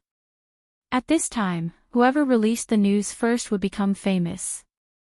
They could not bring electronic products into the court, but it did not affect them from getting the first news. Siyu had expected this situation, so many bodyguards rushed forward to stop them. When Fu Yunruo saw so many people rushing over, she was shocked. Siyu held Fu Yun's hand and did not let go. "Don't be afraid, I'm here." Fu Yun nodded. She was not afraid of such a scene, but she had never dealt with so many media personnel before and was not used to it. The tall and strong bodyguards separated the crowd. Fu Yun heaved a sigh of relief. Fortunately, they did not squeeze over. What if they hurt Siyu again? His arm was still weak. "Miss Fu, do you think that Feng Shui's sentence will be recognized? I heard that Chairman Fu and his wife divorced. Was it because of you?" "Miss Fu, Mr. Yu." Fu Yun stood still and looked at the reporters. Everyone quickly quieted down and waited for Fu Yun to speak. Fu Yun said seriously, "Thank you for your attention to this case. I have no objections to the court's decision." Fu Yun said some words in a very official manner, but these were her heartfelt words. She chose to answer a few questions and finally said, "Please be orderly. Don't push around. Mr. Yu's injury has not fully recovered." In the end, they quickly left under the escort of the bodyguards. At this time, there were more than 10 hot searches on the internet. Basically, they were all related to this matter. The fans who were eagerly waiting finally got an answer and rushed to spread the news. Feng Shui's account was losing fans every second. The entertainment company that she was in directly announced the termination of her contract and quickly distanced themselves from the Chang family. The businesses that had worked with Feng Shui in the past removed all their previous publicity information from their shelves. Almost instantly, Feng Shui became a nobody in the entertainment industry. In addition to these things, there was another hot search that quickly jumped to the top 3.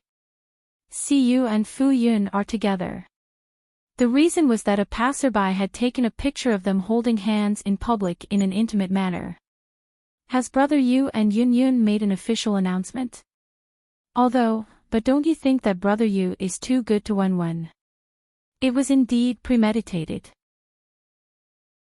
It turns out that he has taken a liking to the child's mother. I've always wanted to say that Brother Yu has bad intentions towards Wen and Yun Yun. So, we've really hit the nail on the head. I've moved the Civil Affairs Bureau here.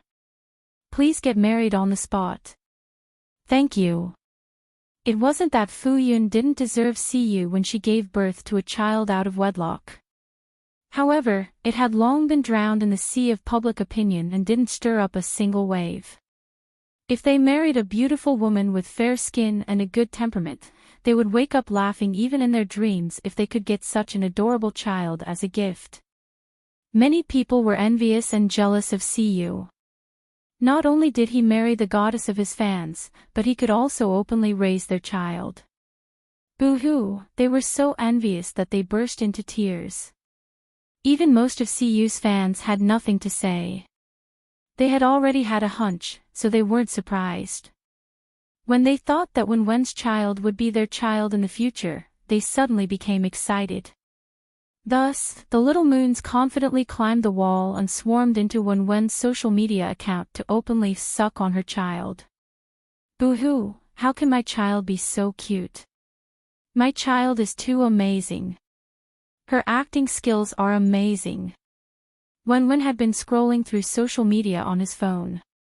He knew that as soon as the case ended, it would definitely be trending online. As expected, he soon saw the results. Wenwen thought that everything was over. His life had completely changed. If Feng Shui went to jail for 3 years, that woman would definitely not be born. Could it be that Chang Zhuyu would run to the prison to sleep with Feng Shuerua? Even if he wanted to, the country wouldn't allow it. If he remembered correctly, that woman would be born in the next few years. She wouldn't have a chance to be born. Ha! Wenwen was overjoyed. When he thought about how he wouldn't have to breathe in the same air as that disgusting and annoying woman, he felt that the future would be too beautiful. He hadn't done anything yet, but all his worries were gone. Wenwen was happy when he suddenly saw a trending topic. His smile gradually disappeared. Someone wanted to steal his mother. Even though Wenwen knew what was going on, when he saw the video of them holding hands, Wenwen was still furious and jealous. Would he still be his mother's favorite baby in the future? Chapter 120. Wenwen puffed up his chubby cheeks and continued to watch. Suddenly, he couldn't open it. The server had crashed. He was even angrier. Hence, when Fu Yun and Siyu returned, they were greeted by an angry back view. Even the strands of hair on that chubby little body were saying, "I'm angry, come and coax me." Fu Yun immediately went forward and squatted down to hug Wenwen. She said softly, "Baby, don't be angry. Mommy loves you the most." Fu Yun thought that Wenwen was angry because she didn't bring him out in the morning.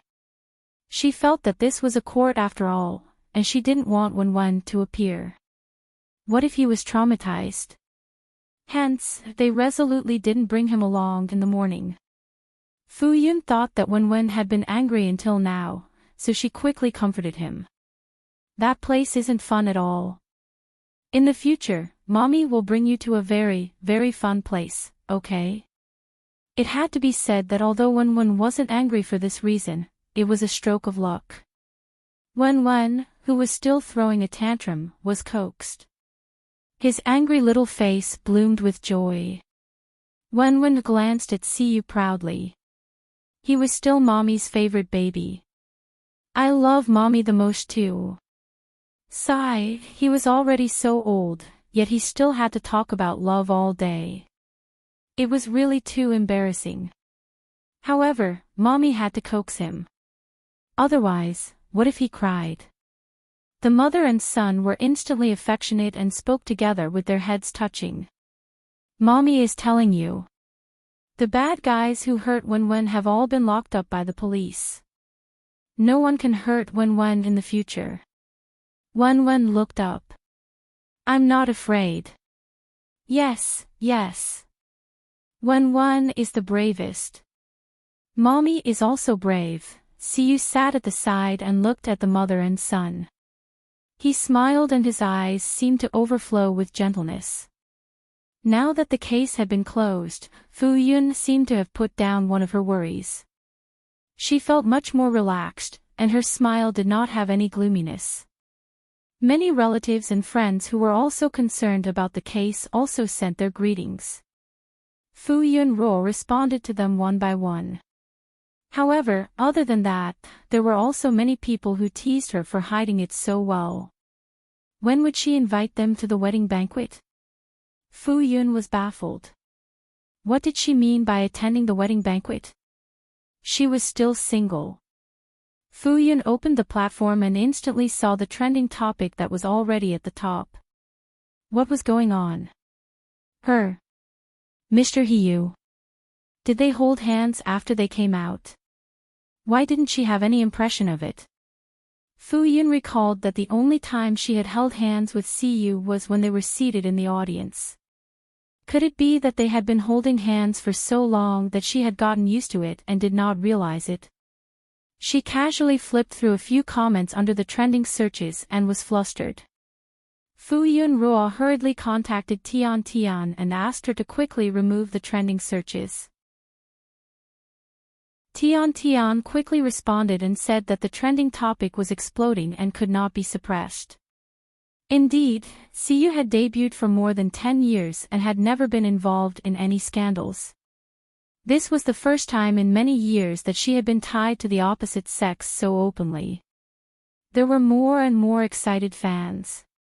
Before Fu Yun Ruo clicked on it, the servers of the two major social media platforms, whether it was the entertainment industry or the live broadcast industry, had already crashed twice. Fu Yun Ruo was able to open it because the great programmer had just rescued the server. However, in less than 3 minutes, it crashed again. The server had crashed more than 3 times in just 2 hours. It was really unique. At this rate, it would probably crash a few more times.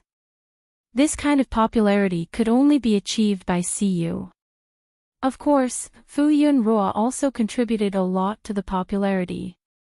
Fu Yun Ruo heaved a sigh of relief when she saw that the web page could no longer be accessed. However, when she thought about the grand occasion when the server was repaired, she could only think of asking Siyu to suppress the popularity. However, in front of the child, Fu Yun Ruo was embarrassed to talk about this topic. Hence, she lowered her head and sent a message to Siyu. I heard that you don't have any scandals with the opposite sex. Is it bad for you to be on the trending searches now? Why don't you ask your team to leave quickly? When Siyu heard the vibration of a WeChat message, he lowered his head to take a look. Then, his slender fingers tapped on the screen and he quickly replied. I don't have any scandals with anyone. Before Fu Yun Ruo could heave a sigh of relief, she saw the next sentence. Except for you. Fu Yun Ruo gasped and looked up at Siyu. Siyu also looked at Fu Yun Ruo with a smile on his face. Besides, this isn't a scandal. As he spoke, he moved his body and leaned over to get closer to her. However, just as he moved at an angle, his chubby little body squeezed in between the two of them, forming an insurmountable obstacle. Wen had just been comforted by Fu Yun Ruo, but when he saw the two of them sending messages in front of him, he was very unhappy. What were they saying behind his back? What was it that they couldn't let him hear? Before Wen could stand on his tiptoes to take a look, he saw Siyu's actions. He immediately squeezed in between the two of them and even pushed Siyu away. He glared at him. Why did he suddenly lean over? Siyu was speechless. He suddenly realized that this little chubby boy was the biggest obstacle in his pursuit of his wife. Could he apply for a refund? It was a pity that he couldn't return this little guy. Siyu clicked his tongue in his heart. Under Wen's cross-eyed gaze, he finally cooperated and moved away. Wen sat between the two of them with her arms crossed and snorted loudly. Siyu brought up the old topic again. The topic of Wen will probably be discussed for a while. Should we prepare to go abroad to avoid the limelight? Siyu had already protected Wen heavily, but it was better to be safe than sorry. Feng Shui had been in the entertainment industry for many years. Her fans were the most irrational. Even though many of them had already stopped being her fans, there were still a considerable number of them who continued to clamor that Feng Shui was innocent. Even though she had been sentenced, there were still a number of die-hard fans who cried out for her innocence. Siyu was worried that when Wen went to school, those die-hard fans would bypass his layers of protection and hurt Wen. Based on the fact that some of her die-hard fans had laid their hands on Wen, it was obvious that these people only had the same moral values as Feng Shui. Persimmons were easy to bully. No one dared to seek revenge on him. They would only bully the weak. Furthermore, during the summer break, that sci-fi film was a hit. Wen had become the most famous child star with just one role. Yuan Axian wasn't exaggerating at all. Wen did indeed have the potential. He didn't even need to specially create a path for him to become the #1 child star. He had become the #1 child star with just one role. It was so smooth that it was unbelievable. When the cinemas saw that the film was a hit, not only did they request to extend the time it was taken off the shelves, but they also increased the number of showtimes to almost 100%.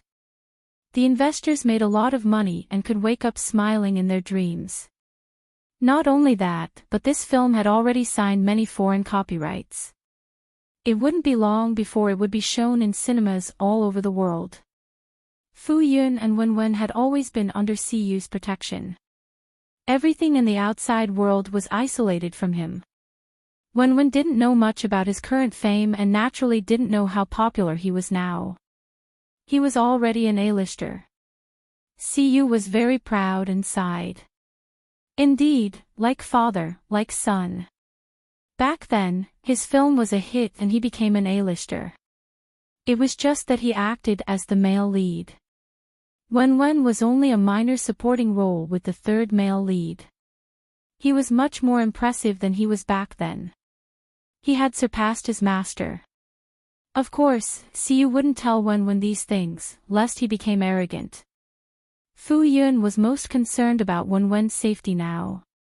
When she heard Siyu say this, she was very nervous. Other than paying attention to the progress of the case, she paid the most attention to Wen. She often scrolled through Wen's news online, so she could naturally feel Wen's rapidly rising popularity. Fu Yun didn't expect Wen to become so popular so quickly. She remembered that the person in the original novel had been training for many years before he finally struggled to find a way in the entertainment industry. However, they were two different people now, right?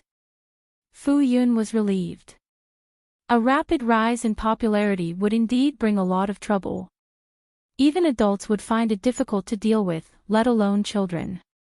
During the summer vacation, many adults would definitely bring their children to watch movies. The children from the same school would definitely recognize them. On the first day of the movie's release, she had already received many warm greetings from parents. Children didn't know the severity of the situation. If they accidentally hurt Wen when they wanted to see Wen, whether it was hurting Wen or other children, it wouldn't be a small matter. Fu Yun had thought about the consequences of Wen going to film, but she didn't expect this day to come so quickly. Would he still have a carefree and happy childhood in the future? Wen hugged Fu Yun's arm and said coquettishly, "Mom, I want to be with you." Wen didn't say that he didn't want to go to school. He actually thought that school was quite interesting. Although the children were a little childish, they were still obedient. He was quite happy. However, if it didn't affect his studies, he was more than willing to stay with his mother every day. He was still a child now, so it wasn't strange for him to stick to his mother. When he grew up in the future, he wouldn't be able to stick to his mother so unscrupulously.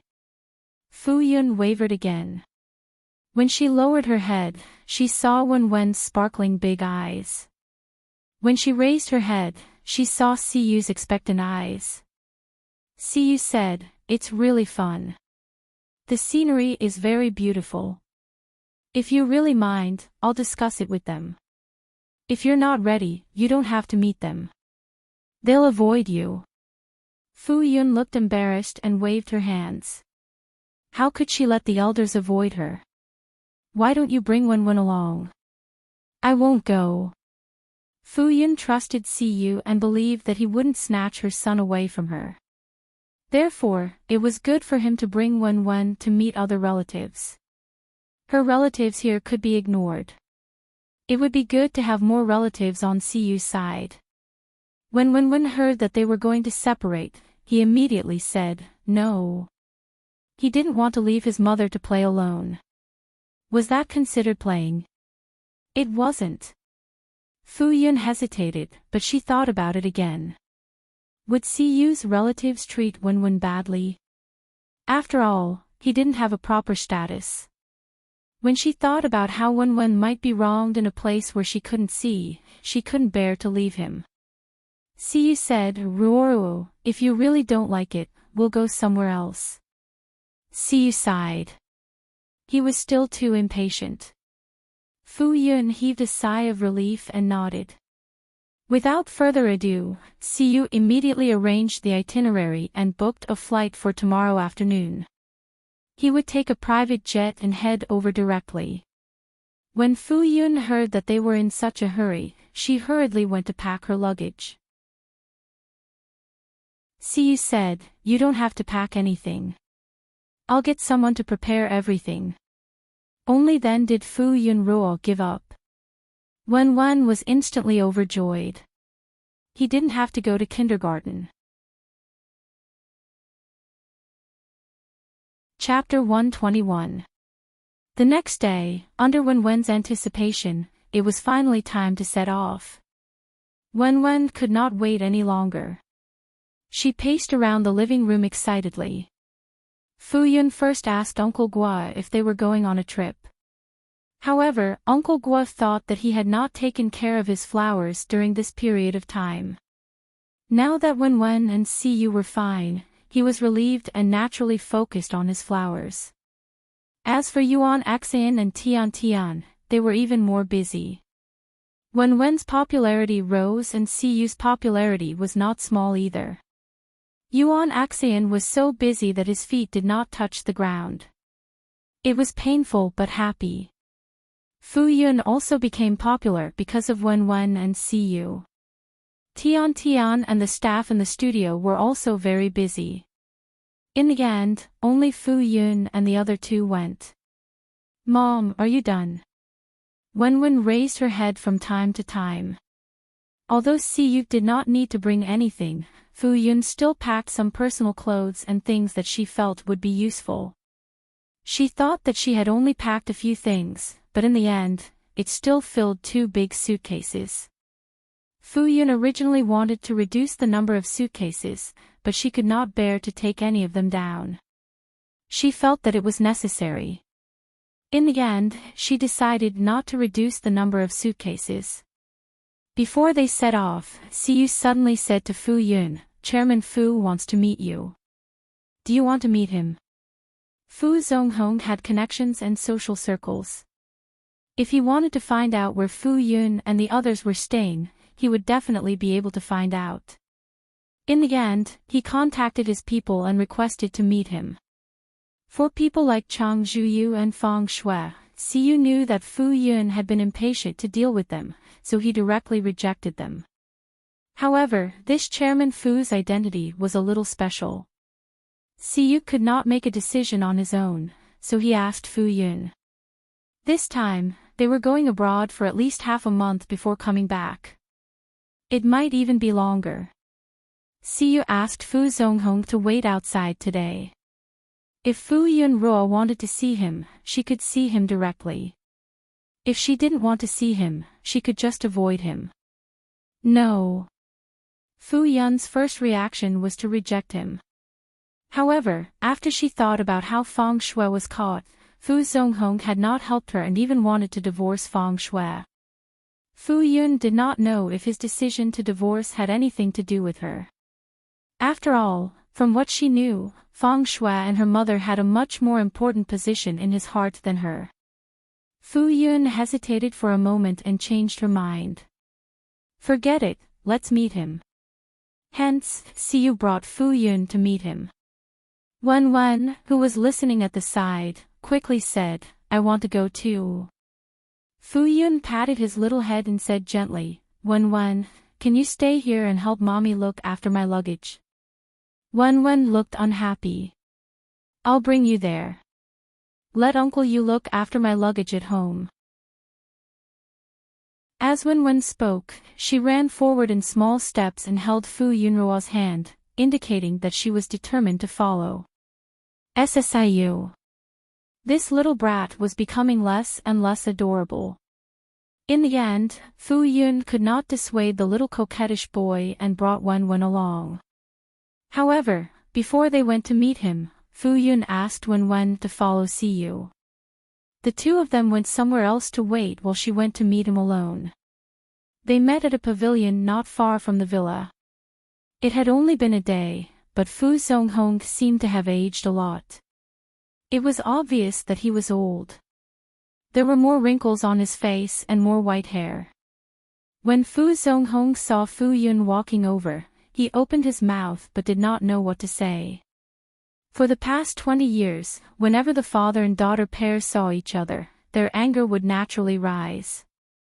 Every time they met, they would quarrel until the sky fell and the earth cracked. There were very few times when they were calm. Now that the father and daughter were facing each other, they were in an awkward situation where they had nothing to say. When Fu Zonghong thought about how he had neglected his daughter all these years and caused her to suffer, he felt guilty and blamed himself. He could not understand why he did not ask about his daughter after she went missing for so many years. It was as if he had forgotten about his daughter. Fu Zonghong felt as if he had been bewitched. However, no matter what the reason was, he was the one who had neglected her. Any explanation would be useless. In the end, Fu Yun was the first to break the silence. Why are you looking for me? Fu Zonghong was silent. He only looked at Fu Yun and did not say anything. Fu Yun said calmly, if there is nothing else, I will leave first. Fu Yun turned around and was about to leave. Fu Zonghong quickly called out to her, Yun Ruo. He opened his mouth and finally said in a low voice, Ruo Ruo. I was wrong in the past. I was wrong. Will you forgive me? Will you still acknowledge me as your father? Fu Yun stopped in her tracks. If the original owner heard this apology, how would she react? Would she forgive him?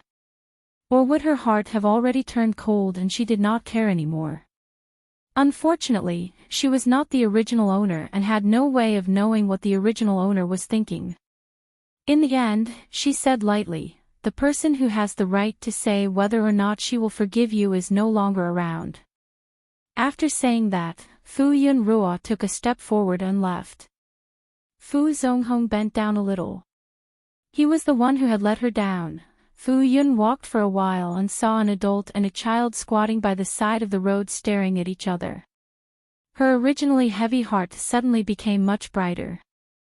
The two of them immediately noticed Fu Yun walking over.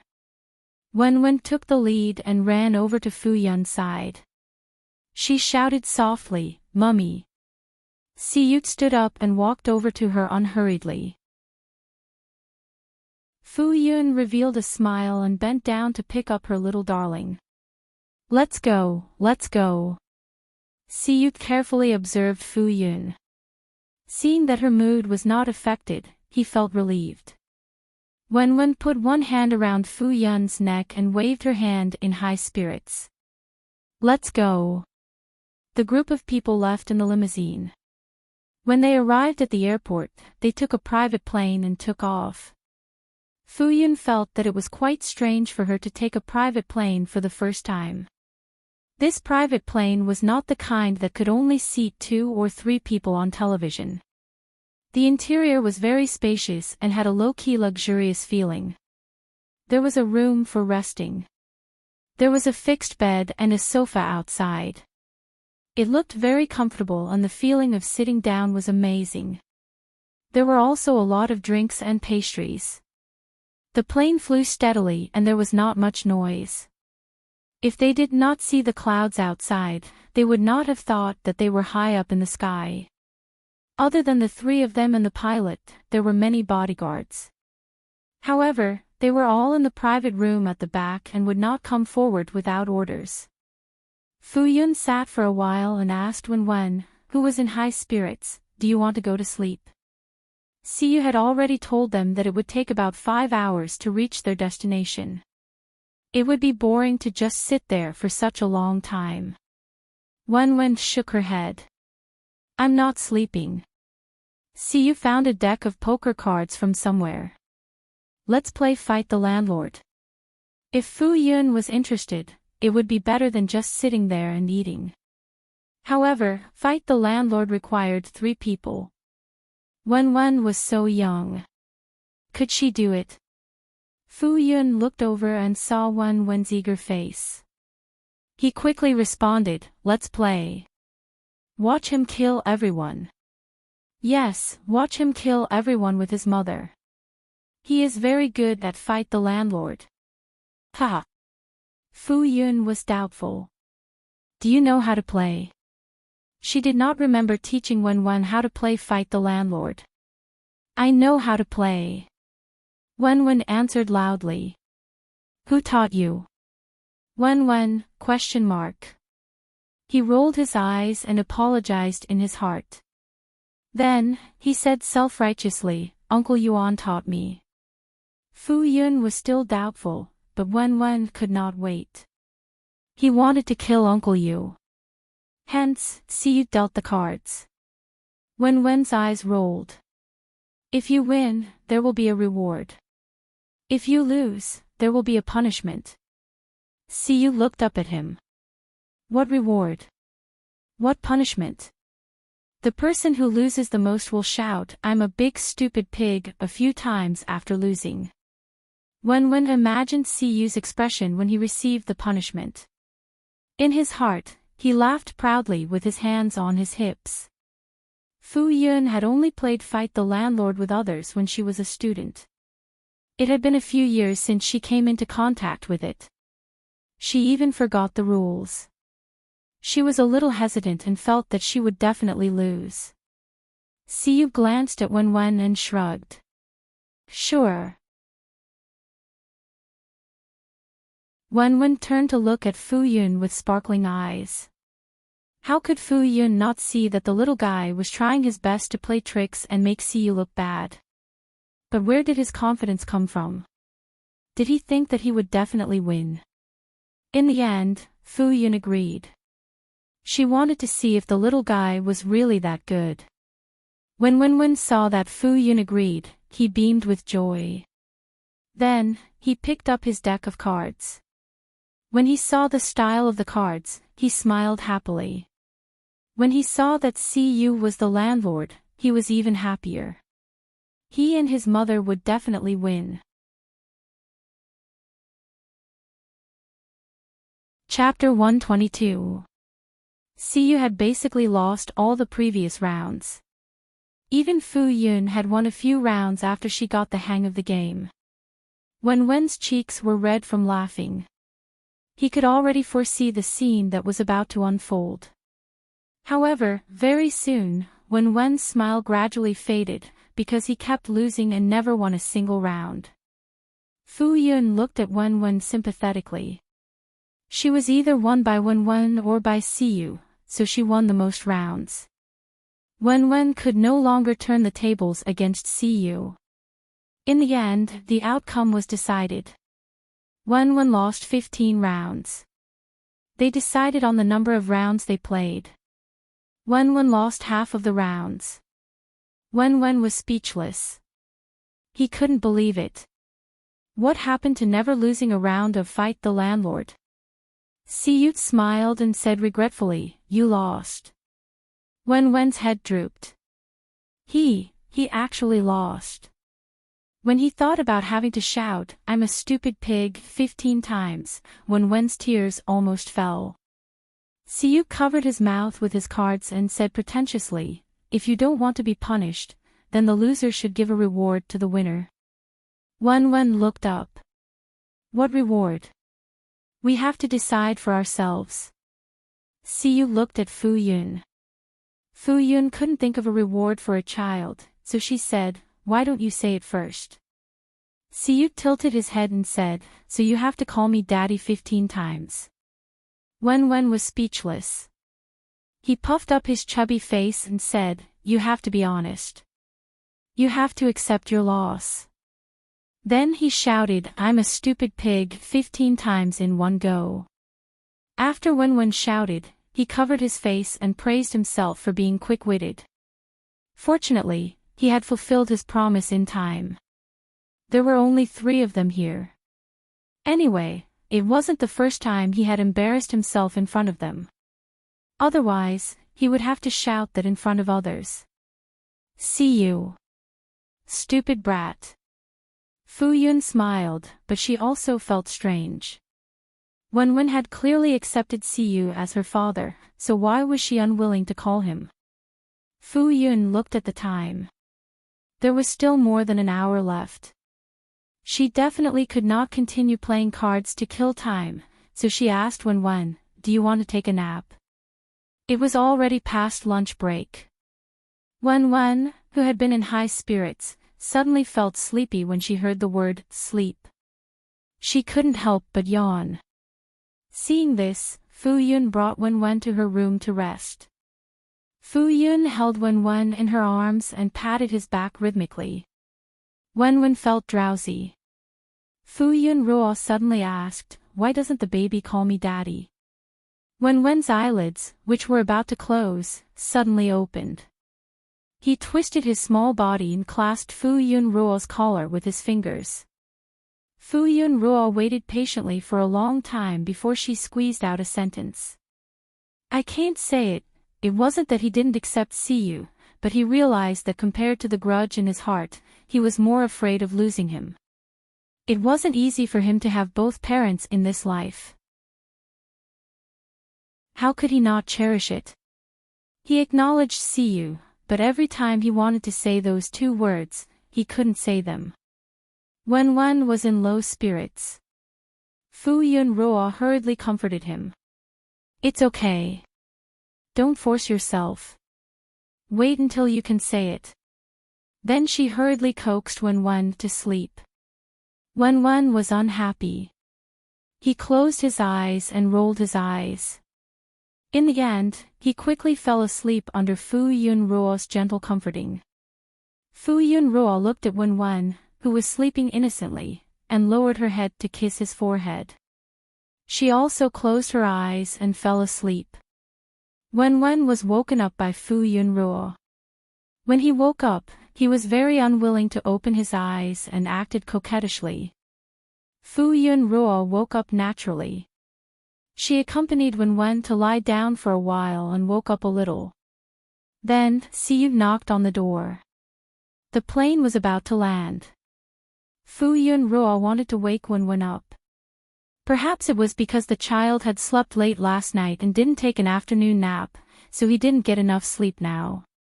Mummy. I'm sleepy." Wen's little legs and hands waved in the air for a while before he turned over and fell asleep again. Fu Yun Ruo hesitated for a moment and couldn't bear to wake him up. After the plane landed, Siyu Ruo came in and carried Wen, who had not been woken up, out with one hand. Then, they got off the plane. It was evening at this time. The sunset at sea level dyed the sea and beach not far away with a dazzling orange-red color. It was breathtaking and amazing. Fu Yun Ruo didn't know where this place was. When the sea breeze blew, it was extremely cool. The temperature and air here seemed to baptize people and made them feel comfortable. Under their feet was a platform built at a high place. It was specially built for landing and taking off private planes.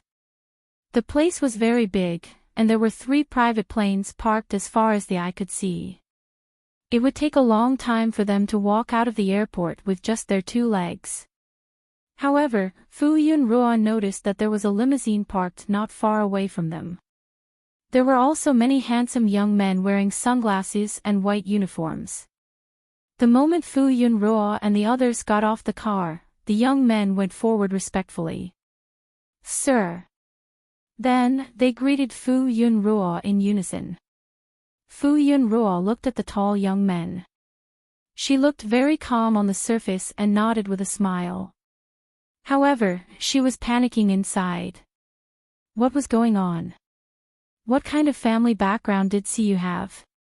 Why were there so many bodyguards just to pick them up?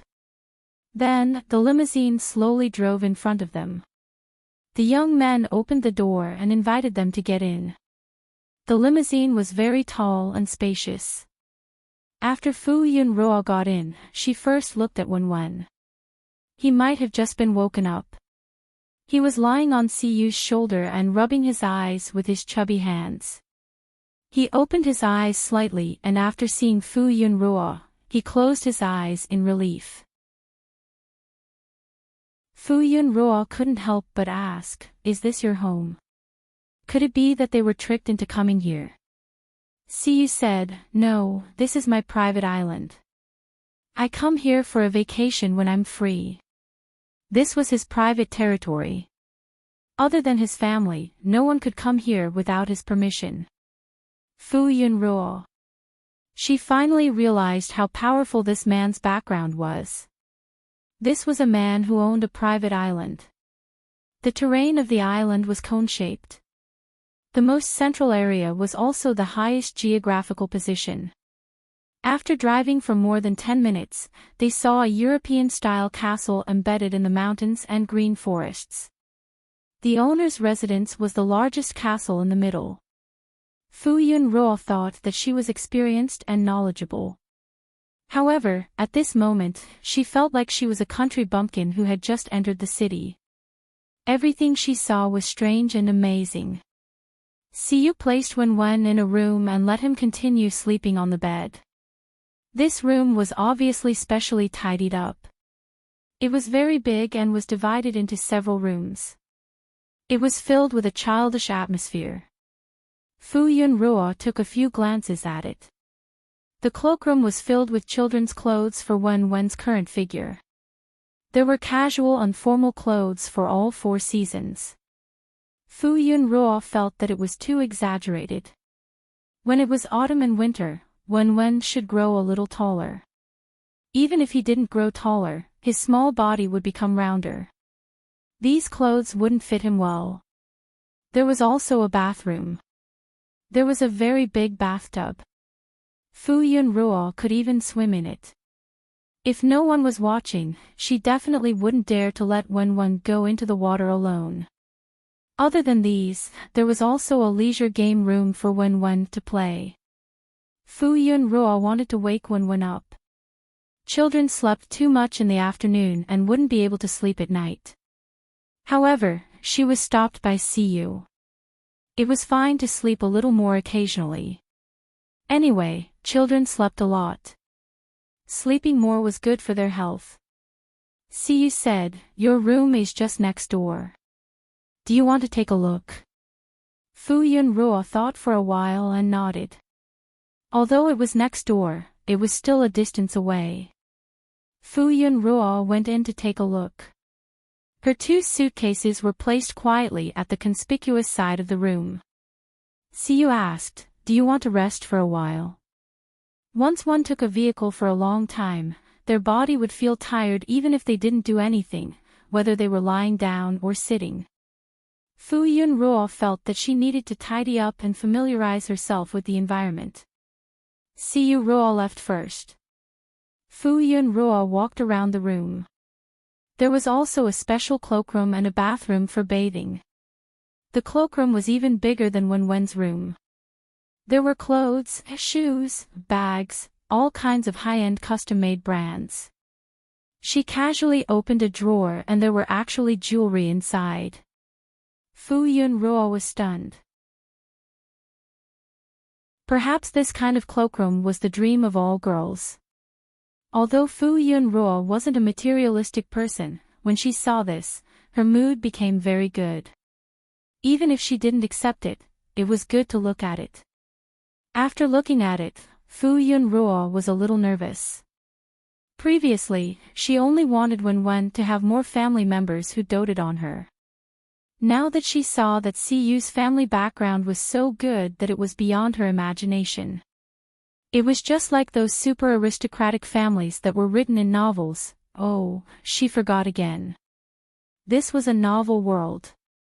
Such an aristocratic family was very particular about matching families, right? Would Winwin not be accepted? However, Siyu had always assured her that his parents liked Winwin very much. A man's mouth was a ghost that lied. What if it wasn't true? Forget it, forget it. She would pay more attention when the time came. If Wenwen was really wronged, then she wouldn't come. Anyway, she would take care of the child. On the other side, Siyu also encountered a neither big nor small problem. As soon as he came out, a housekeeper came to report that his parents had arrived before him. Although Siyu now had full control of the family, his father was the previous head of the family. If he really wanted to hide something from him, he could hide it for a few hours. Furthermore, he wouldn't monitor his parents.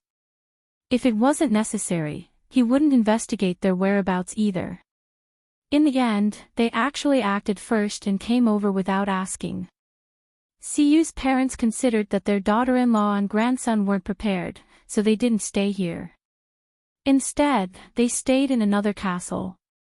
When Siyu went over, his parents were sitting on the sofa intimately leaning against each other and talking to their cell phones. I think this angle looks good. Let's make a photo and hang it on the wall. Let's make a few more. My grandson is so good-looking. He's so cute. He doesn't even need to be refined. Hey, look, look. The fan club posted a clip of my grandson. Let me see. Wow, he's so good. So many fans are praising. Wait, is this an anti-fan?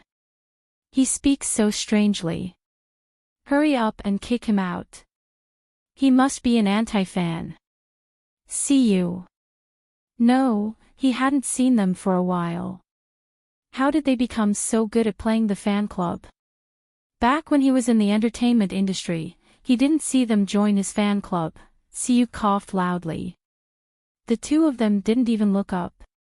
They were completely focused on their cell phones. He actually wants to add us back. He even wants to lie and say that he's my grandson's true fan. He had discerning eyes and had seen all kinds of people. One look and he could tell that this was an anti-fan. Was he trying to be a mole? It would depend on whether they agreed or not. Blacklist him. Report him. See you.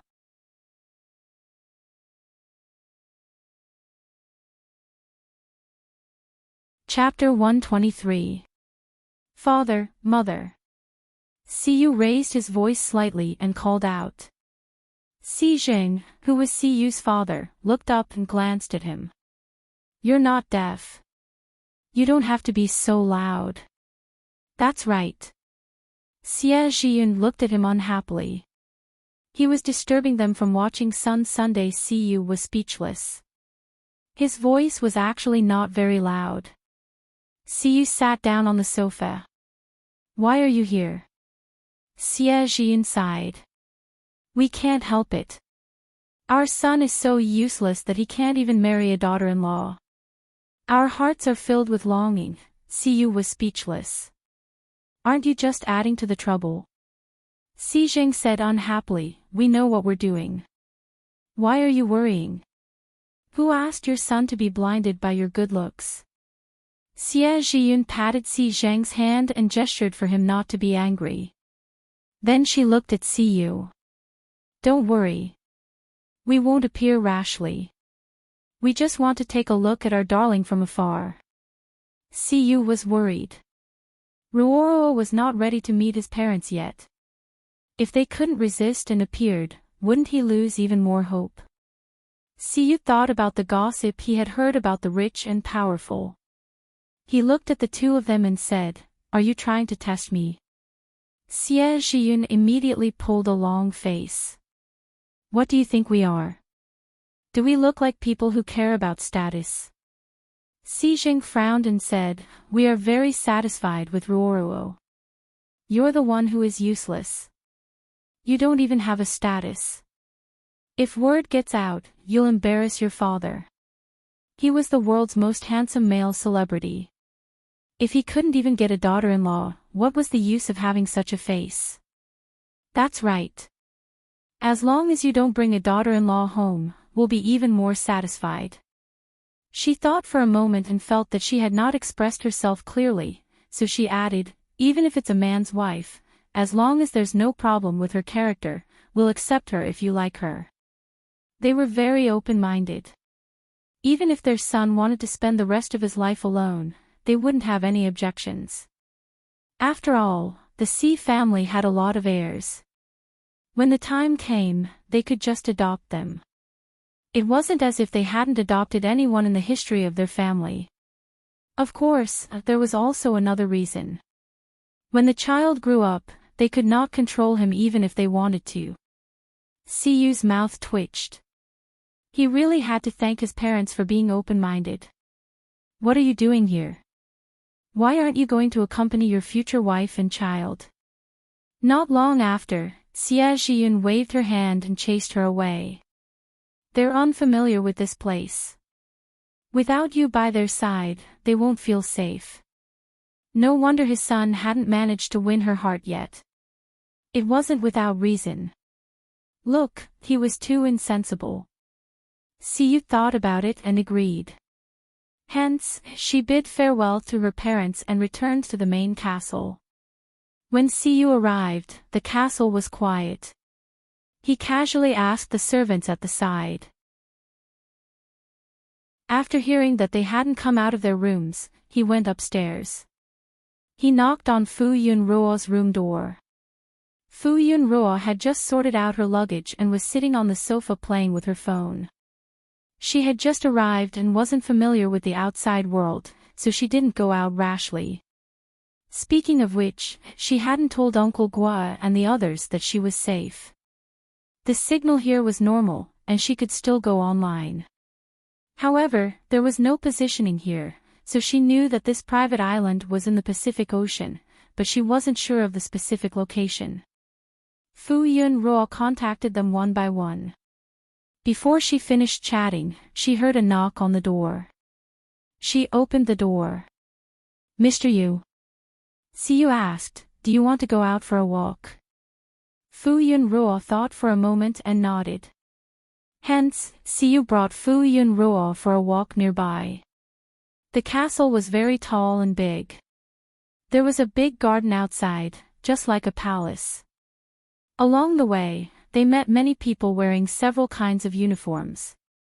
Some of them were wearing maid outfits. Fu Yunruo observed them for a while. They were mainly responsible for the hygiene and cleaning of the castle. There were gardeners in the garden to manage the flowers and plants. There were also teams of bodyguards patrolling outside. Siyu and Fu Yunruo stood at a high place. From here, they could almost see the entire island. At this time, the sky was gradually darkening. The lights in the castle had been turned on. Under the dim sky, it was dazzling. Fu Yunruo sighed. There were so many people taking care of everything on the island every day. The owner might not even stay here for a month in a year. There are many interesting projects on the island. When the time comes, we will bring Wenwen along and have fun. Fu Yunruo nodded. The biggest reason why she agreed to come on a trip was because she wanted Wenwen to be happy. She did not want to be traumatized by the previous incident. The sea breeze was very strong. After a while, Fu Yunruo felt that it was too cool. Siyu immediately shielded Fu Yunruo from the wind and said, let's go back. Okay. They did not walk far, but the place was big and there was still a distance. In the end, they took a car back to the castle. As soon as they walked into the house, they heard a lot of movement in front. Young master, run slowly. Don't fall. Young master, Fu Yunruo looked up and saw Wenwen running in front. Behind him was a group of young maids. His short legs ran very fast. A group of people followed behind him and did not dare to stop him. They only chased after him, afraid that he would accidentally fall. When Wen saw Fu Yunruo, his eyes lit up. He changed his direction and ran towards Fu Yunruo. "Mother, where did you go?" Wen woke up in an unfamiliar place. He was originally sleepy because he had slept for a long time. However, when he saw his surroundings, he instantly woke up. Before he could do anything, 2 rows of maids came in one after another. They were all smiles and wanted to help him get up. Wen. He was shocked. He slipped off the bed, passed through the crowd, and quickly ran out. When Wen came out of the room and saw the unfamiliar corridor, he almost thought that he had transmigrated. The maids behind him had already chased after him.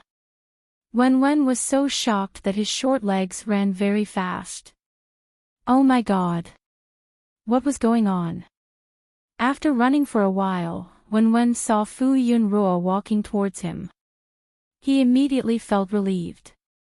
He did not transmigrate to a strange world.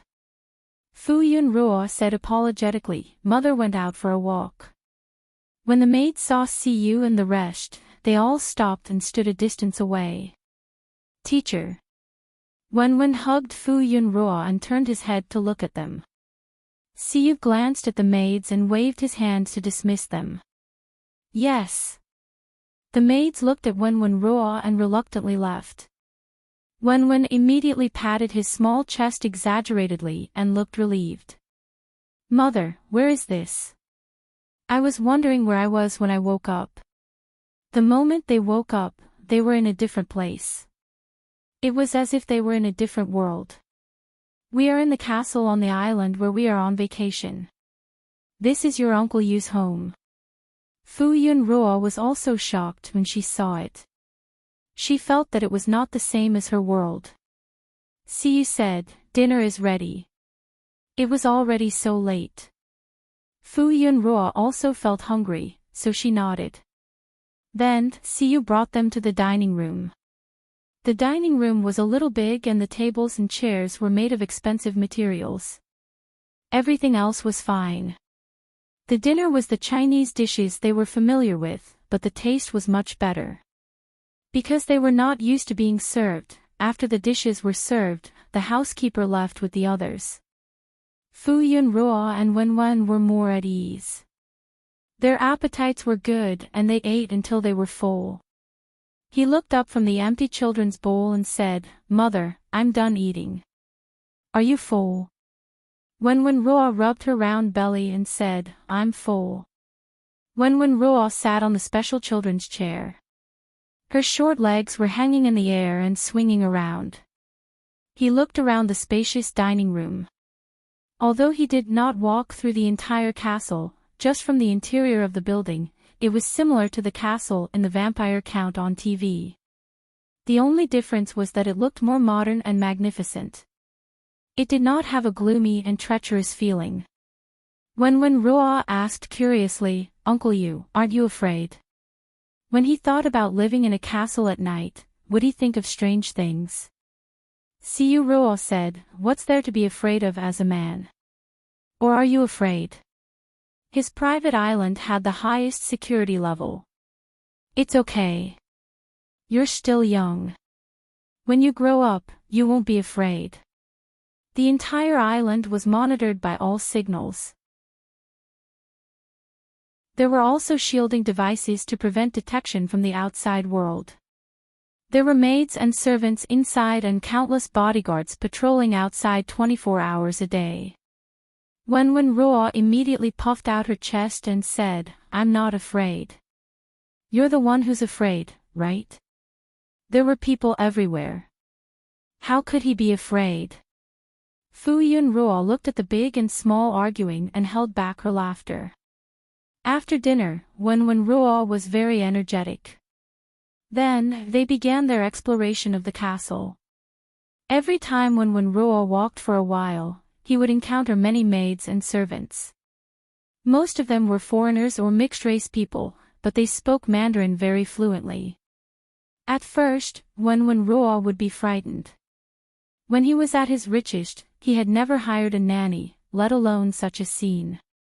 However, he quickly got used to it. When Siyu Ruo saw this scene, she only raised her eyebrows. In the past, when their family came here, these servants would all perform their duties. When they didn't have to work, they wouldn't take the initiative to appear in front of them. What was going on today? One by one, they all came out to make their presence known. Siyu Ruo looked at their gazes and thought to himself, isn't it just a little brat? Why are they so interested in him?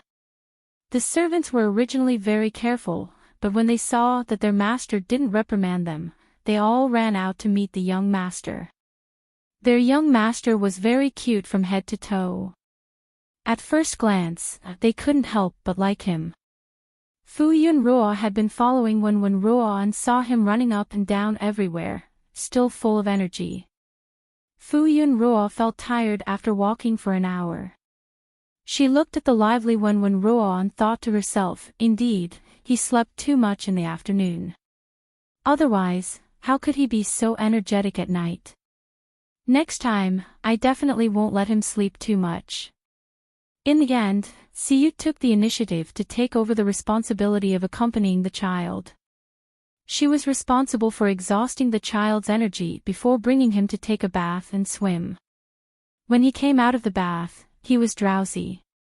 When Fu Yun Ruo saw that the child had finally stopped, she heaved a sigh of relief. Children were really too energetic. Taking care of a child was hard work. Siyu said, you should rest early too. I'll bring you to play tomorrow. Fu Yun Ruo nodded in agreement. The next day, the vacation on the island officially began. Siyu was the most familiar with this place, so the itinerary was basically arranged by them. Since it was by the sea, they naturally had to go swimming, surfing, sailing, fishing. Fu Yun Ruo had never tried such an exciting activity like surfing before. However, with Siyu bringing her along, she finally experienced it. It had to be said that it was really exciting. There was also a glass room built on the island for viewing the underwater world. It was transparent on 3 sides, so they could see the underwater world without going into the water. They could also go into the water because there were submarines that could go deeper and further into the underwater world. Fu Yun Ruo and Wen had been constantly opening the door to a new world these days. When they were tired of playing outside, they could not look out. There were also many activities on the island. If they did not want to move, they could casually find a place to sit and enjoy the surrounding scenery for a day. In the beginning, Wen followed Fu Yun Ruo closely. After familiarizing himself with the island's environment, he did not have to see Fu Yun Ruo anymore. The servants in the castle had gotten a lot of strange and new toys from somewhere. He heard that they were played by children from other countries, and he found some of them interesting. Moreover, these people knew a lot of games. He also felt that it was very good. Wen Ruo slept with a smile because he was very happy every moment of the day. He found a football in the toy house with the autograph of a famous player on it. This football was now his favorite. Wen Ruo looked down at his short legs and decided to play more football so that he could grow long legs as soon as possible. Going out to play was also a very tiring thing, so sometimes they would not go anywhere and stay in the castle. At this time, Wen Ruo was playing with the football on the lawn outside. It was just that the football rolled around too much and was not under his control. If he accidentally kicked it hard, the football would roll all the way forward. Wen Ruo chased from behind. Not long after, he saw that the football was blocked and stopped next to a pair of leather shoes.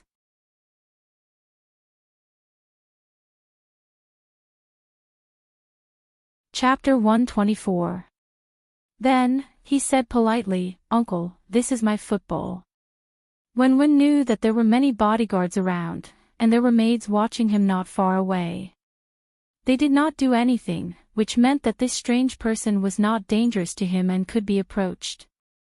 The bearded man approached Wen. Wen raised his head even higher.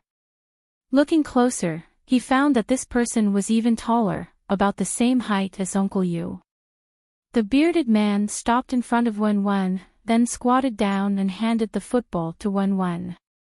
He tried his best to say in a kind voice, "I'm not an uncle, I'm a grandpa." Wen looked up at the short black hair under his hat, then carefully looked at the skin under his beard.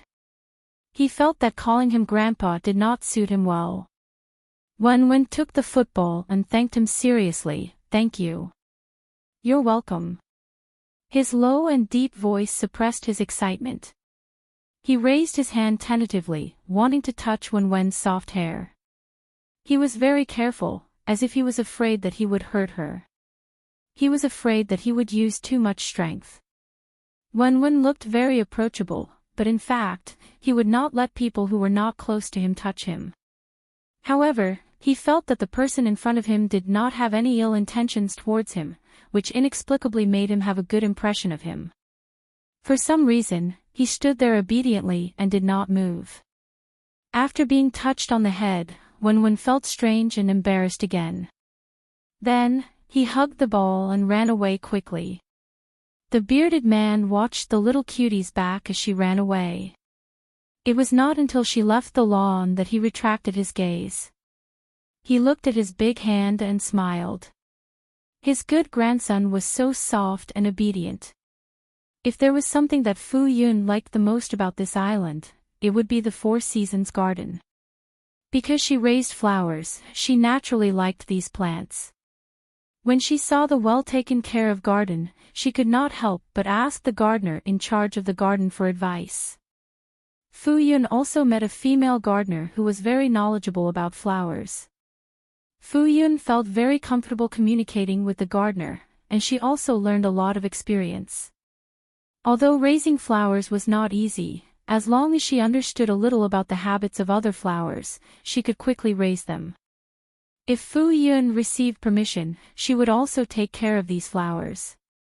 Fu Yun really wanted to take some photos and share them with flower lovers, but because of the trending topic, she did not post anything for a few days and even took a break from her live broadcast.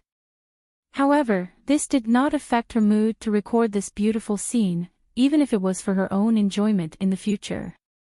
Fu Yun did not take a panoramic view. Instead, she zoomed in and took a picture of a flower or a bouquet of flowers. "Your photos are really beautiful. You can even compare to a professional photographer." When the female gardener saw the result of Fu Yun's shooting, she did not hide her amazement. This shot had frozen a flower in its most beautiful state for eternity. "Beautiful Aunt Yun, you flatter me. I just learned some photography skills online." Back then, she had wanted to take photos and videos of Wen. Later, she had taken photos of orchids and edited videos. Perhaps it was because she had some talent that she was unexpectedly likable. After Aunt Yun finished looking at the photo, she praised Fu Yun with a smile. "What a good girl. Not only does she raise flowers well, she also knows how to take photos." "That's great." No, Fu Yun was really embarrassed. Aunt Yun was the first person to praise her in front of her all the time. Although her fans often praised her, most of them were online, so her feelings were not that deep. Now that she was being praised so straightforwardly, it made her blush. "That son of mine, to be honest with you, really dies. Even his father is not like this." Aunt Yun sighed. Fu Yun exclaimed, "What a coincidence, my son is like this too. That son of mine is not bad looking, but he can't do anything." Aunt Yun complained, "He likes a girl, but he can't get her even after chasing her for a long time." "Aunt Yun is so good, your son must also be an outstanding young talent. With sincerity, he will definitely get what he wants." Aunt Yun smiled even more happily. "Thank you for your auspicious words. I just hope that he can settle down, and we can live a happy life with our grandchildren as soon as possible. It will definitely be very soon. Fu Yunruo had just finished speaking when she suddenly thought of something and asked curiously, Aunt Yun, how old is your son? My son is already in his 30s. He's much older than you. Fu Yunruo was stunned. You look so young. I thought your child was at most in junior high school. She was still wondering why she got married and had children so early. Aunt Yun was overjoyed. I'm almost 60. Fu Yunruo exclaimed, you look at most 40 years old. Fu Yunruo felt that it would be great if she could be in this state when she was 60 years old.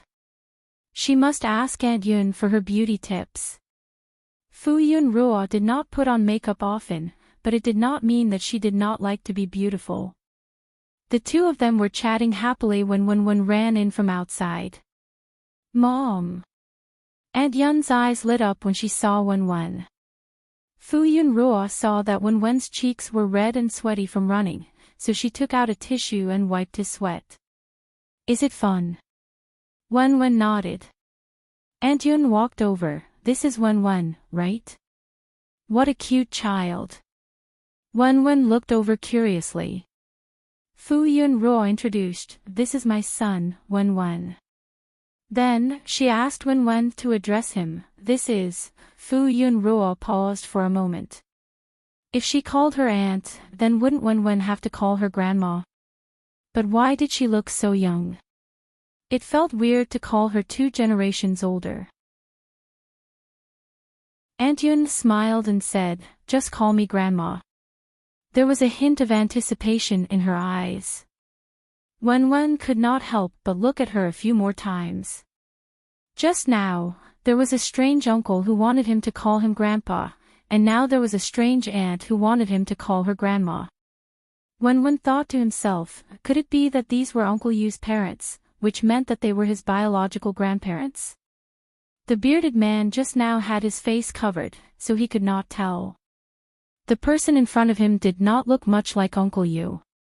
Fu Yunruo saw that Aunt Yun had taken the initiative to address her, so she asked Wenwen to call her grandma.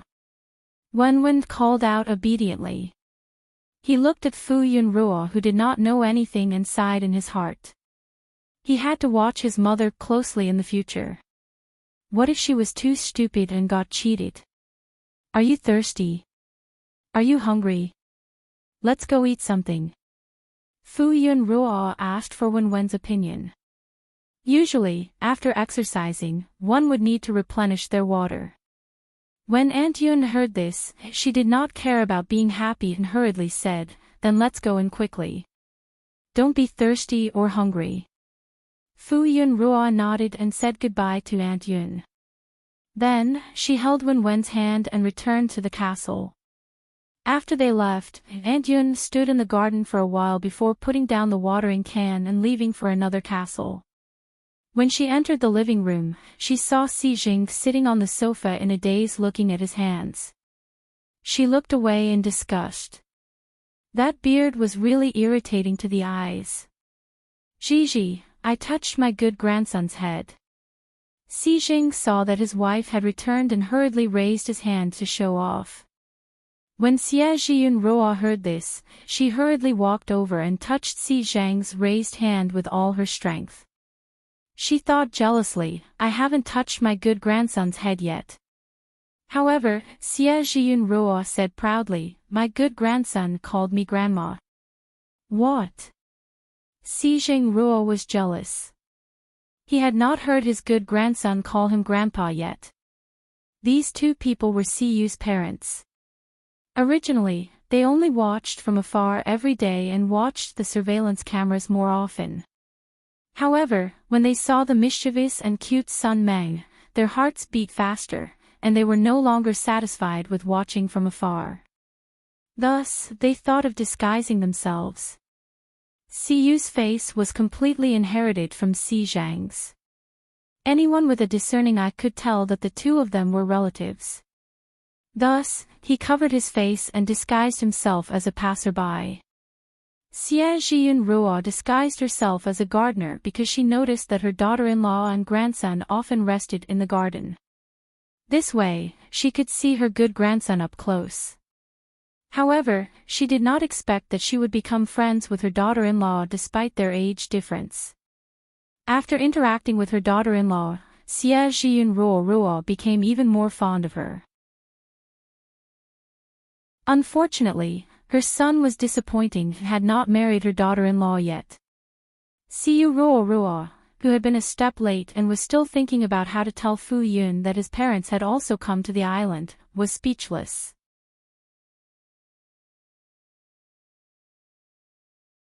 Chapter 125. When Xiu heard the news, he walked into the house and saw his parents arguing. He rubbed his forehead helplessly.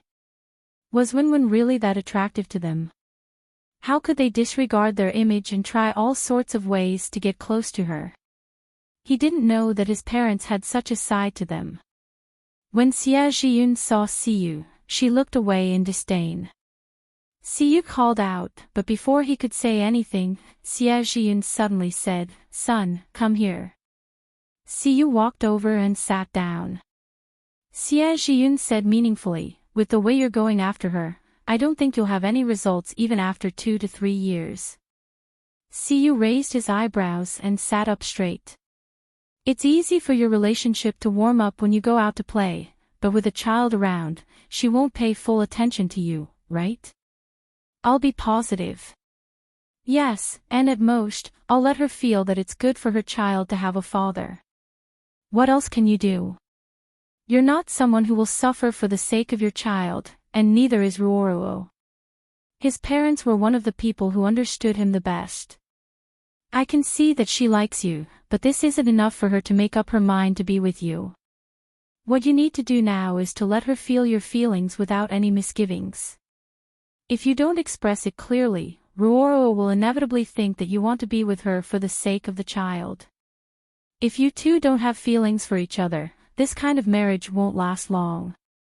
Girls always have longing for marriage and love." When Xie Zhiyun finished speaking, she couldn't help but pat Xiu. This child had lived so long in vain. He didn't even know how to chase someone. If her daughter-in-law ran away in the end, she would kick him out of the house. Xiu was deep in thought. This was his first time chasing someone, and he was relying on his instincts. He thought that if he made it obvious, the other party would be able to feel his feelings. Xiu thought that the little guy had been playing for so many days, and it was time for him to learn. Thus, when Xiu returned to the main castle, he mentioned this matter to Fu Yun and Ruoruo. The originally carefree Wenwen. No. He had not had enough fun yet. Fu Yun felt that it made sense. Wenwen had been playing for more than a week. The children in China had already started school, so Wenwen couldn't play anymore. Therefore, she ignored Wenwen's protest and agreed to Wenwen's lessons. Under the merciless suppression of the two mountains, Wenwen could only stay at home and follow the teacher to class. When Fu Yun saw that Wenwen's class was on the right track, she did not accompany him all the time to avoid disturbing him. Xiu could finally enjoy the couple's world with Fu Yun Ruo. He took advantage of the fact that the child was not paying attention and took Fu Yun Ruo out. "I'll take you somewhere." The island was actually very big. Previously, they had mostly played at the beach and in the castle. This time, Xiu brought Fu Yun Ruo to explore the island. The two of them put on casual clothes and carried their backpacks. Before they set off, Fu Yun Ruo was still a little hesitant. "What if Wenwen looks for me? There are so many people in the castle." "Don't worry. When a child grows up, he can't stick to his parents all day long. He has to be independent." In the end, Fu Yun Ruo was still coaxed away by Xiu. They went to the other side of the island. The mountain walls here were steeper, and the environment was as natural as possible. Xiu considerately protected Fu Yun Ruo all the way up. Fu Yunruo thought that it was a good thing that she did not bring Wenwen along. This environment was really tiring. However, it was good to climb the mountain occasionally. The two of them walked for about an hour before C said, "We're here." Fu Yunruo was supported on a big rock. Standing on it, she could see the endless sea. Not far below her feet, the waves hit the submerged reef. The sea on the other side of the island was calm and beautiful. The waves here were turbulent and more dangerous. Siyu Ruo sat next to Fu Yunruo. Fu Yunruo looked around. She did not understand why Siyu brought her here. Although they could see a corner of the island and the scenery was quite beautiful, there was nothing breathtaking about it. Siyu Ruo was the first to break the silence. Ruo. Yes. Let me introduce myself. Siyu Ruo said seriously. Fu Yunruo was confused. They had known each other for so long.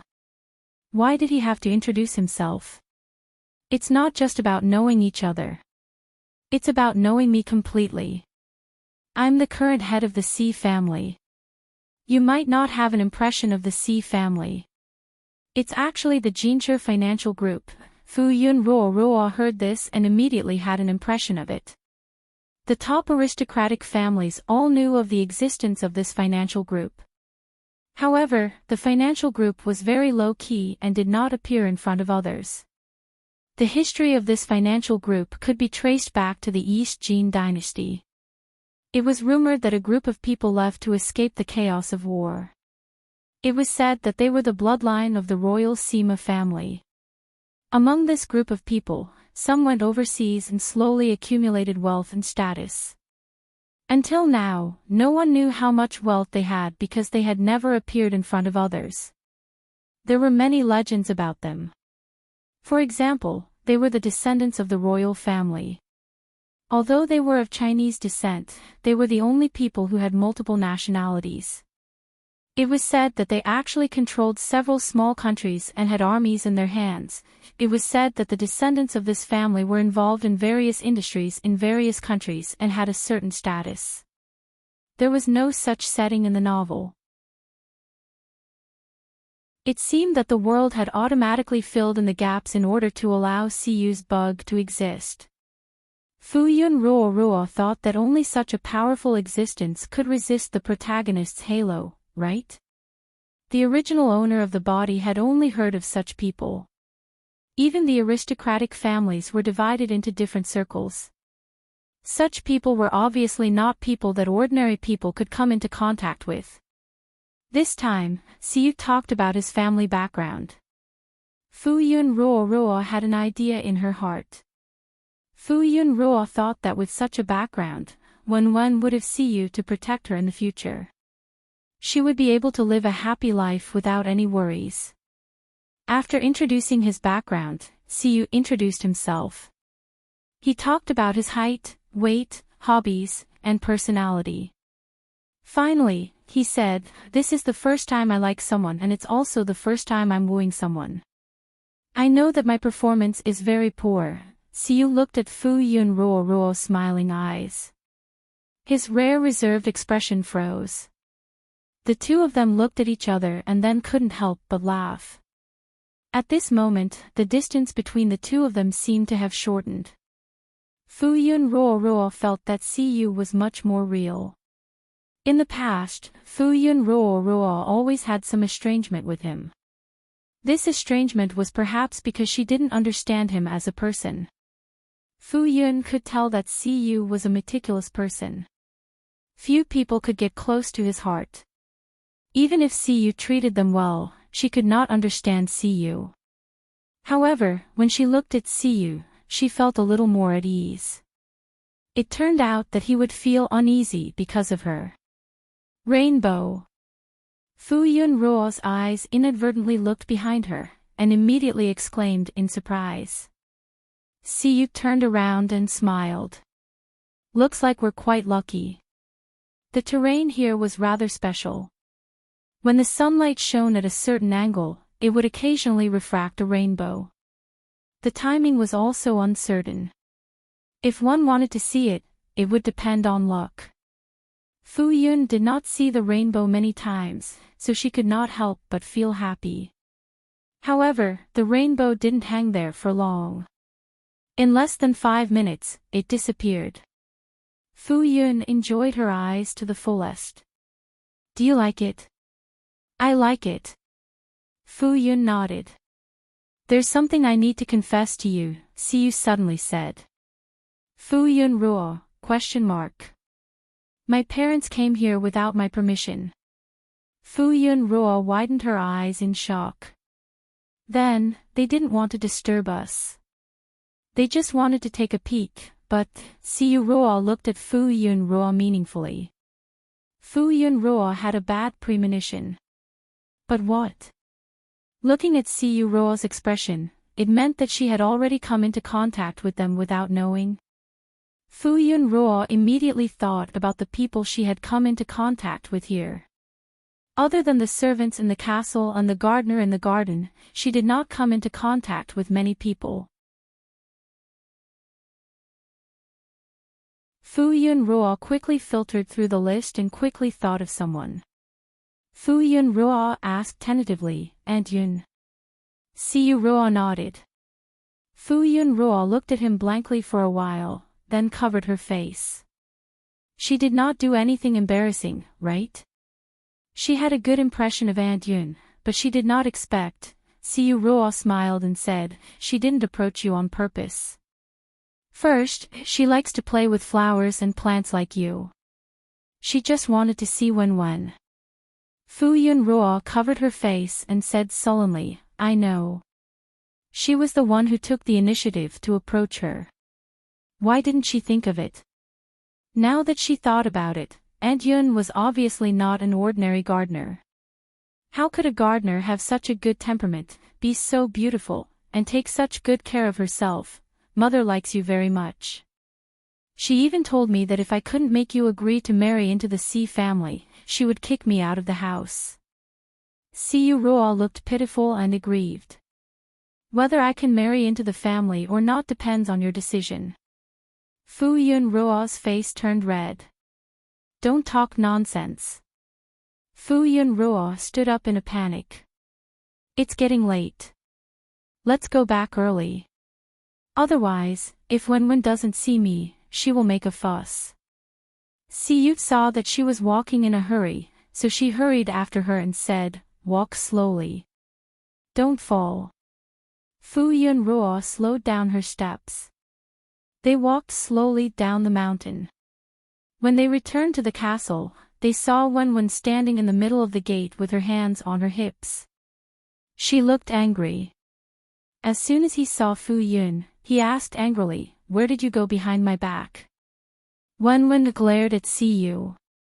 It must be him. Otherwise, his mother wouldn't have left him to play. As long as Wenwen thought about how she was studying hard under the supervision of 2 or 3 teachers, and how he took the opportunity to kidnap her mother to play, she felt extremely unbalanced. They actually didn't bring him along.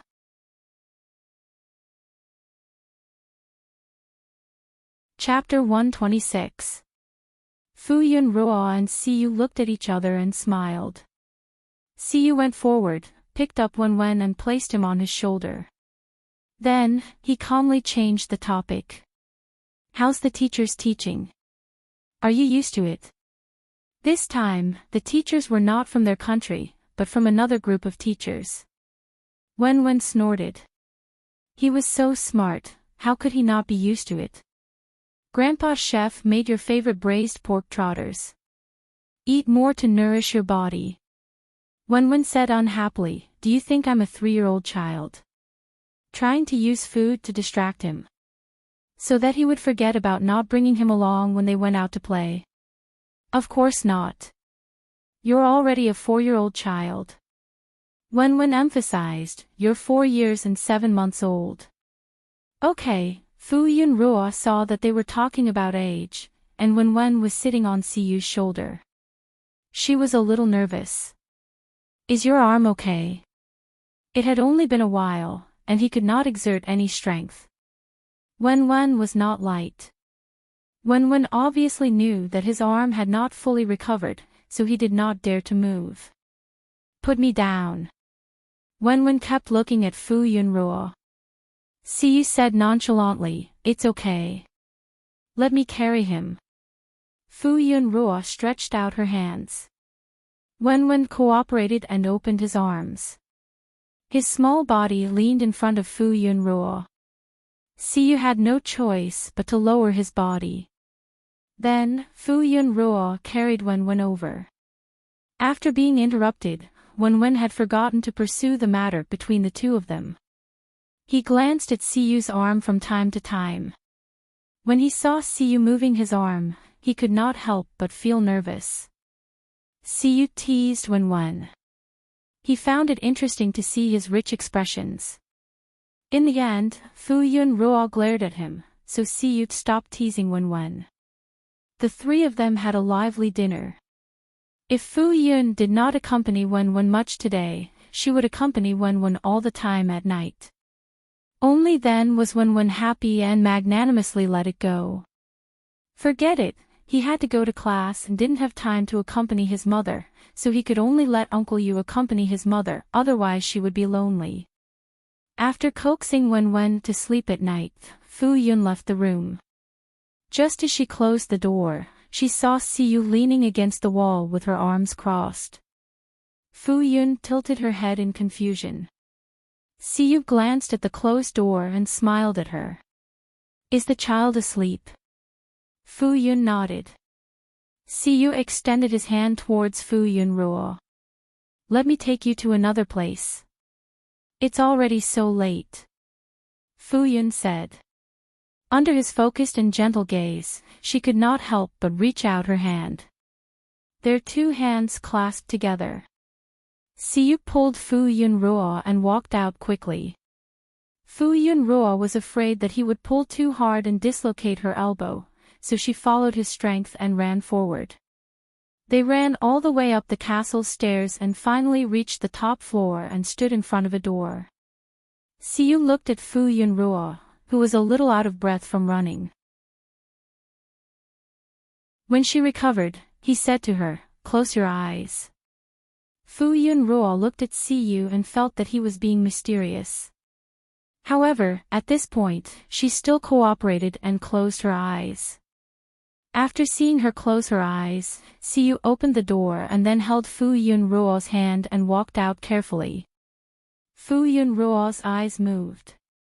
She really wanted to open her eyes, but she did not hear Siyu say that she could open them. Just as she was about to lose control, she heard Siyu say, it's done. Fu Yunruo opened her eyes. At this moment, she was standing in the middle of the castle's rooftop. With her as the center, there was a heart-shaped space. The other places were filled with things that were spitting out beautiful sparks and flowers. The reflection of the galaxy in the sky and the silver sparks on the ground were intertwined and beautiful.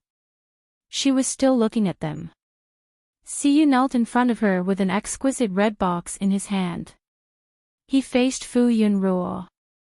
Miss Fu Yunruo, are you willing to date me with marriage as the prerequisite? Fu Yunruo lowered her head to look at Siyu.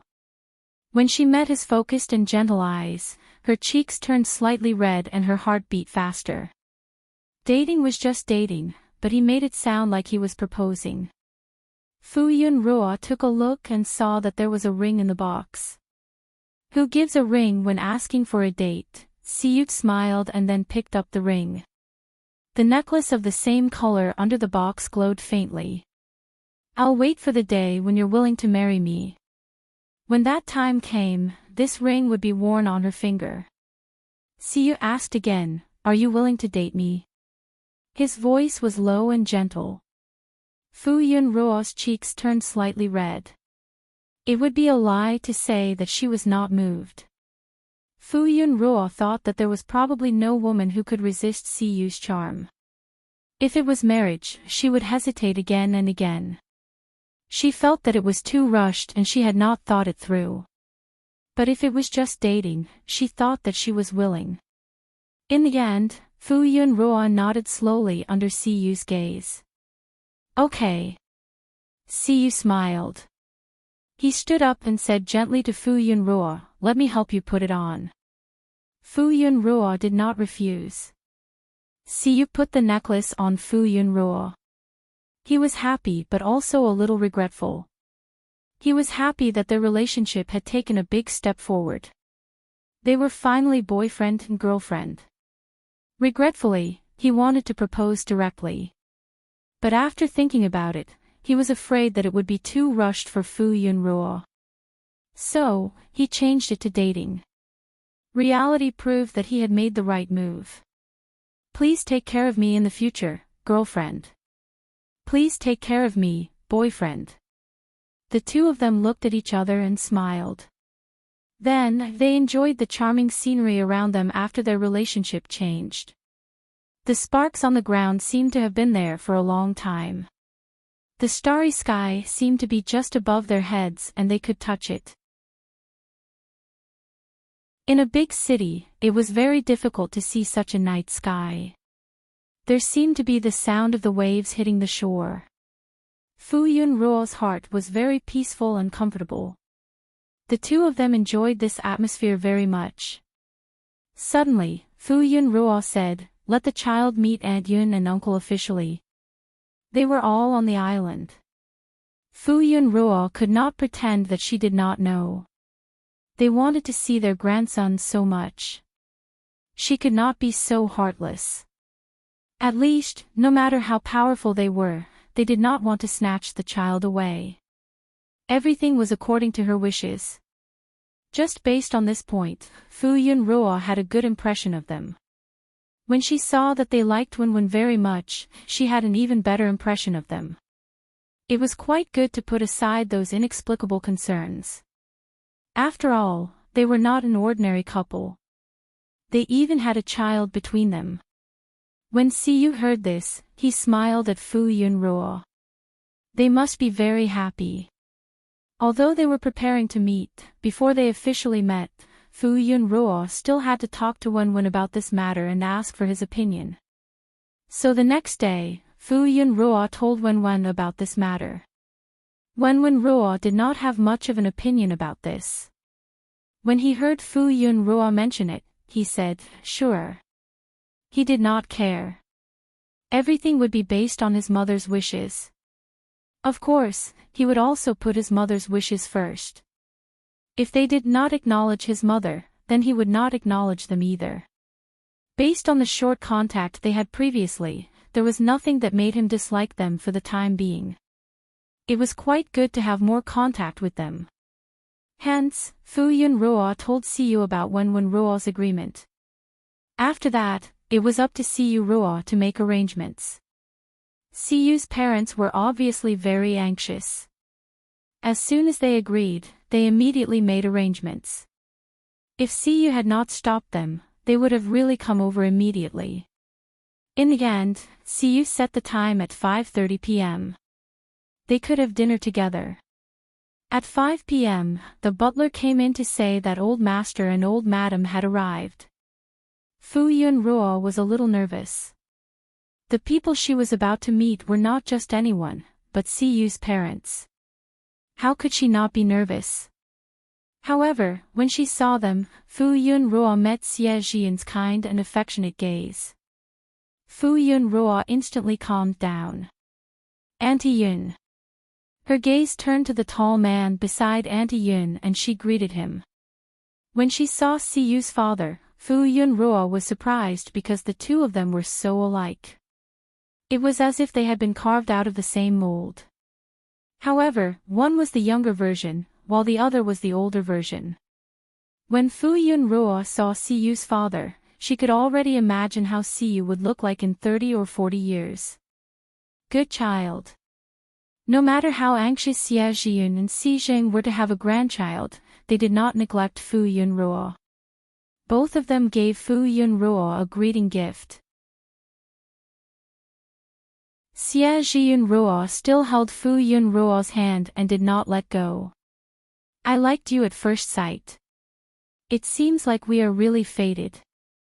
You can't distance yourself from me just because I'm Siyu's mother. Before she knew Xie Zhiyun's identity, Fu Yun Ruo and she felt like old friends at first sight. After meeting 2 or 3 times, they treated each other as friends despite their age difference. Fu Yun Ruo did not know whether to laugh or cry. No. After exchanging greetings, Fu Yun Ruo brought Wen, who was standing beside her, out. This is Wen. Si Zhang and Xie Zhiyun Ruo immediately looked over. Wen Ruo was not afraid at all. She shouted in a clear voice, "Grandpa, Grandma." Yes. Xie Zhiyun Ruo immediately smiled. She was so excited that her hands were trembling. Good child, then they expressed their excitement by giving her a greeting gift. She could not refuse. Si Jing Ruo did not express her feelings as Xie Zhiyun Ruo did. However, seeing that the child did not reject her, she sat beside Wen and tried her best to speak kindly. She asked about her hobbies and classes and praised her from time to time. The two of them really cared about their grandchild. After a while, they forgot about Siyu and Fu Yun Ruo and surrounded Wen. Fu Yun Ruo and Siyu Ruo sat at the side. Siyu Ruo reached out and held Fu Yun Ruo's hand. She smiled at her as if to say, "Look, I'm not lying, right?" Fu Yun Ruo smiled in her heart. She was completely at ease now. She finally did not have to worry that Wen would be wronged. There was a lot of laughter during dinner. At first, Fu Yun Ruo was still reserved. She thought that they were particular about not talking while eating and was afraid that she would be rude. In the end, her worries were completely unnecessary. Si Jing Ruo and Xie Zhiyun Ruo surrounded Wen. They kept putting food on Wen's plate and looked kindly at Wen. They were happier than if they were eating delicacies themselves. In the end, Wen Ruo touched his round belly and sighed sadly. What a sweet worry. He touched his chubby little face and felt that it was going to become rounder again. Ever since Siyu Ruo's parents saw that Fu Yun Ruo and her son had accepted them, they came to report to them every day and asked about their well-being. They could not wait to make up for the past few years that they did not accompany them. They took on the task of taking care of the child. Fu Yun Ruo and Siyu Ruo spent more time with each other. The two of them often sneaked out, and their relationship quickly warmed up. Wen Ruo was surrounded by the two new grandparents. Just coaxing them took up a lot of his time, so he did not pay attention to Fu Yun Ruo and Siyu Ruo's movements. When Wen Ruo started coaxing people, there was no one he could not coax. Not long after, Si Jing Ruo and Xie Zhiyun Ruo became the darling of their hearts. Even Siyu Ruo took a step back. Siyu Ruo and Fu Yun Ruo did not mind. As parents, they could only feel proud that their child was able to gain the favor of the elders. At this moment, Fu Yun Ruo finally experienced the feeling of being in love. Although it was Siyu Ruo's first time in a relationship and did not have much experience, she did not know where he learned some experience from. Although it was very old-fashioned, it was very useful. At least, it made her happy. But she seemed to have forgotten something. She did not remember at the moment. It was probably not something important. Right?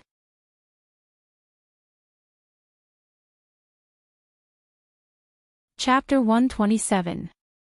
Fu Yunruo met Wen's condemning gaze and felt very guilty. She smiled fawningly and said, Wen, your Uncle Yu and I are dating.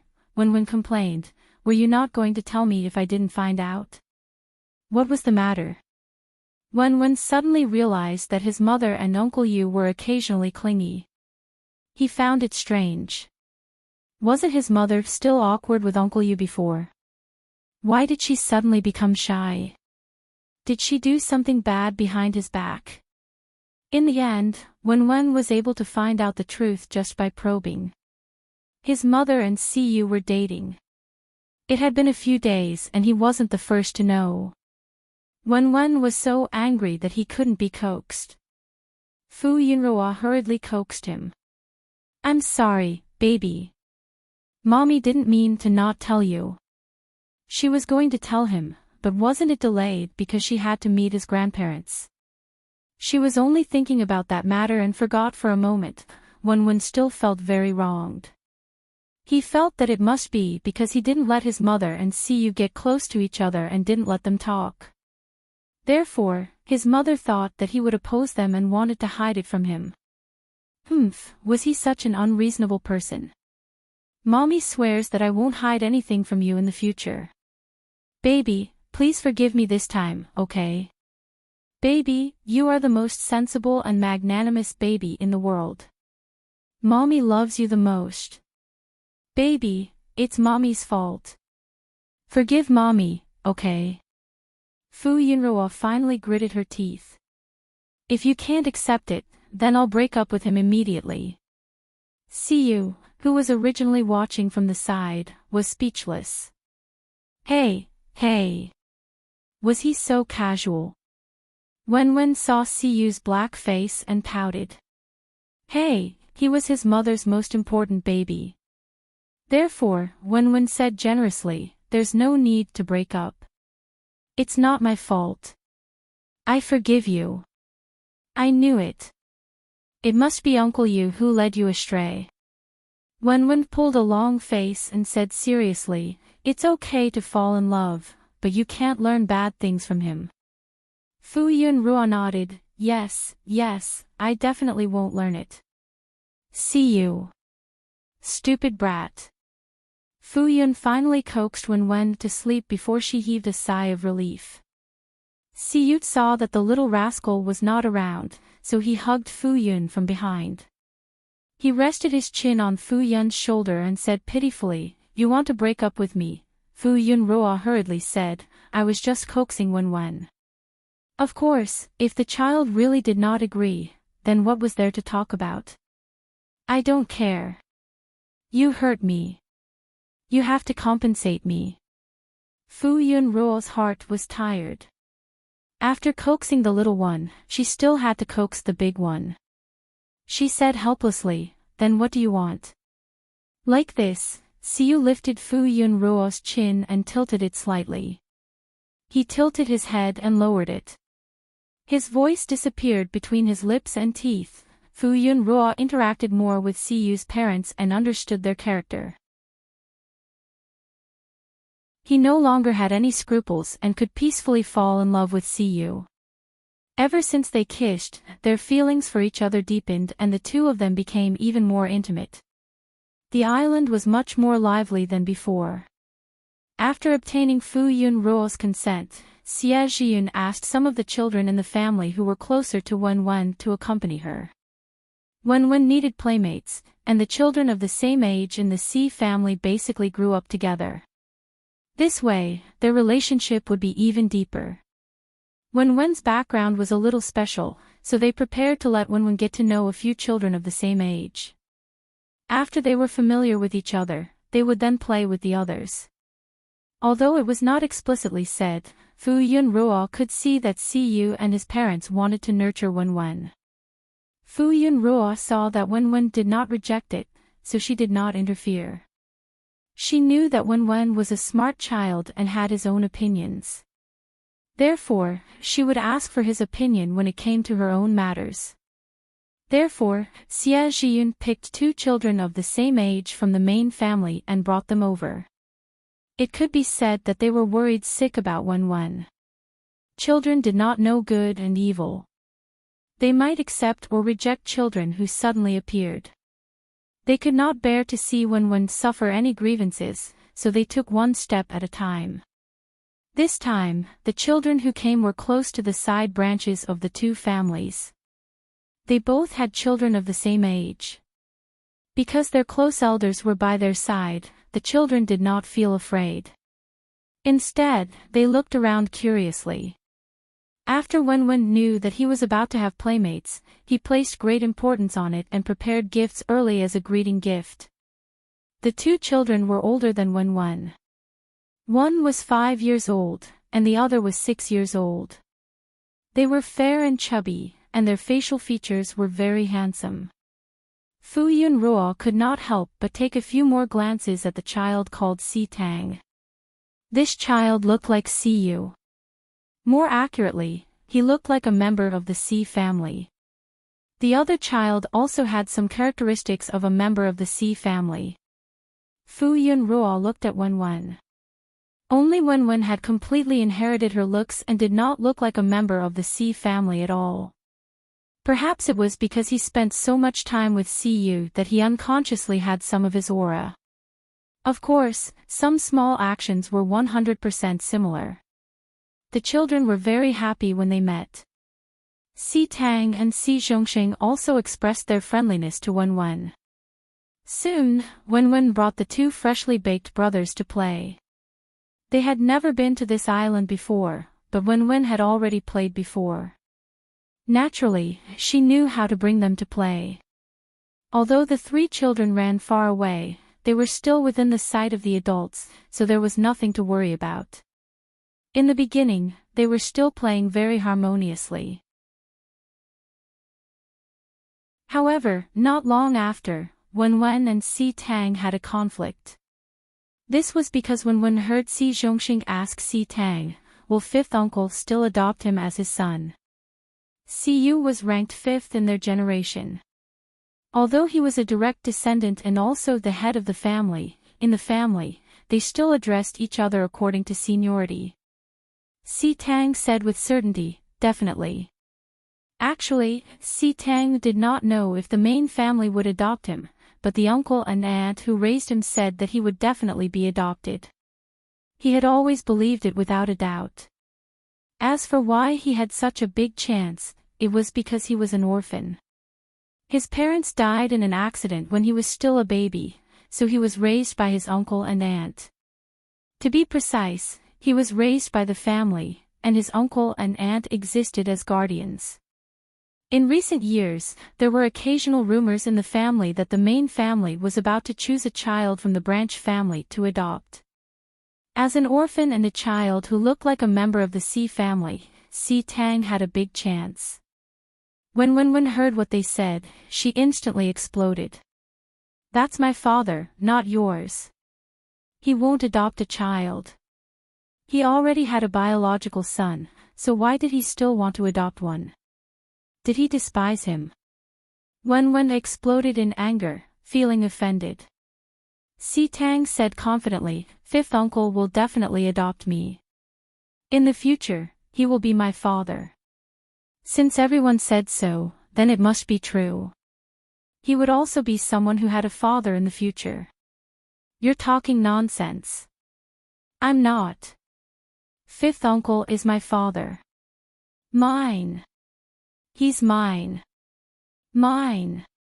The voices of the two children, who were about the same age, were getting louder and louder. Siyu and Fu Yun heard the commotion and walked over. What's wrong? Fu Yun looked at Wenwen and felt that it was strange. Weren't they having fun just now? Why did they suddenly quarrel? As soon as Wenwen saw Siyu, she ran over and asked angrily, do you have any other children other than me? Siyu was speechless. Siyu stroked Wenwen's angry little head and smoothed her hair. I only have one child, and that's you. Did you hear that? Wenwen instantly looked proudly at the child who had shrunk his neck. My father only has one child, and that's me. That's him. Fifth uncle. Si Tang shrunk his neck and looked timidly at Siyu. He didn't dare to argue in front of the adults, so his eyes turned red from being wronged. Fu Yun looked around and asked, what's going on? She looked at Siyu. What was going on? Wenwen grabbed Fu Yun. Mom. He told Fu Yun what they had said and then said, he actually wants to adopt a child. Wasn't having him enough. Humph. Wenwen felt wronged. Why did he still want to adopt a child? Wouldn't that mean that not only would he have to give away his father, but he would also give away his mother? Fu Yun looked at Siyu with a questioning gaze. She believed that Siyu had a plan in mind. If he really wanted to adopt a child, there must be a reason. Siyu wasn't in a hurry to explain. Instead, he asked Wenwen happily, "Who did you just tell them that I was to you?" "My father." "Who?" "Father." Siyu responded with a ripple at the end. Wenwen, you're tuning into the LoveLore Library YouTube channel. We're so grateful for your support, and don't forget to subscribe to join us on this incredible journey through captivating stories. Your generosity through donations truly makes a world of difference, as it's the primary source of revenue that allows me to expand and enhance this channel for you. Thank you from the bottom of my heart for being a part of this adventure.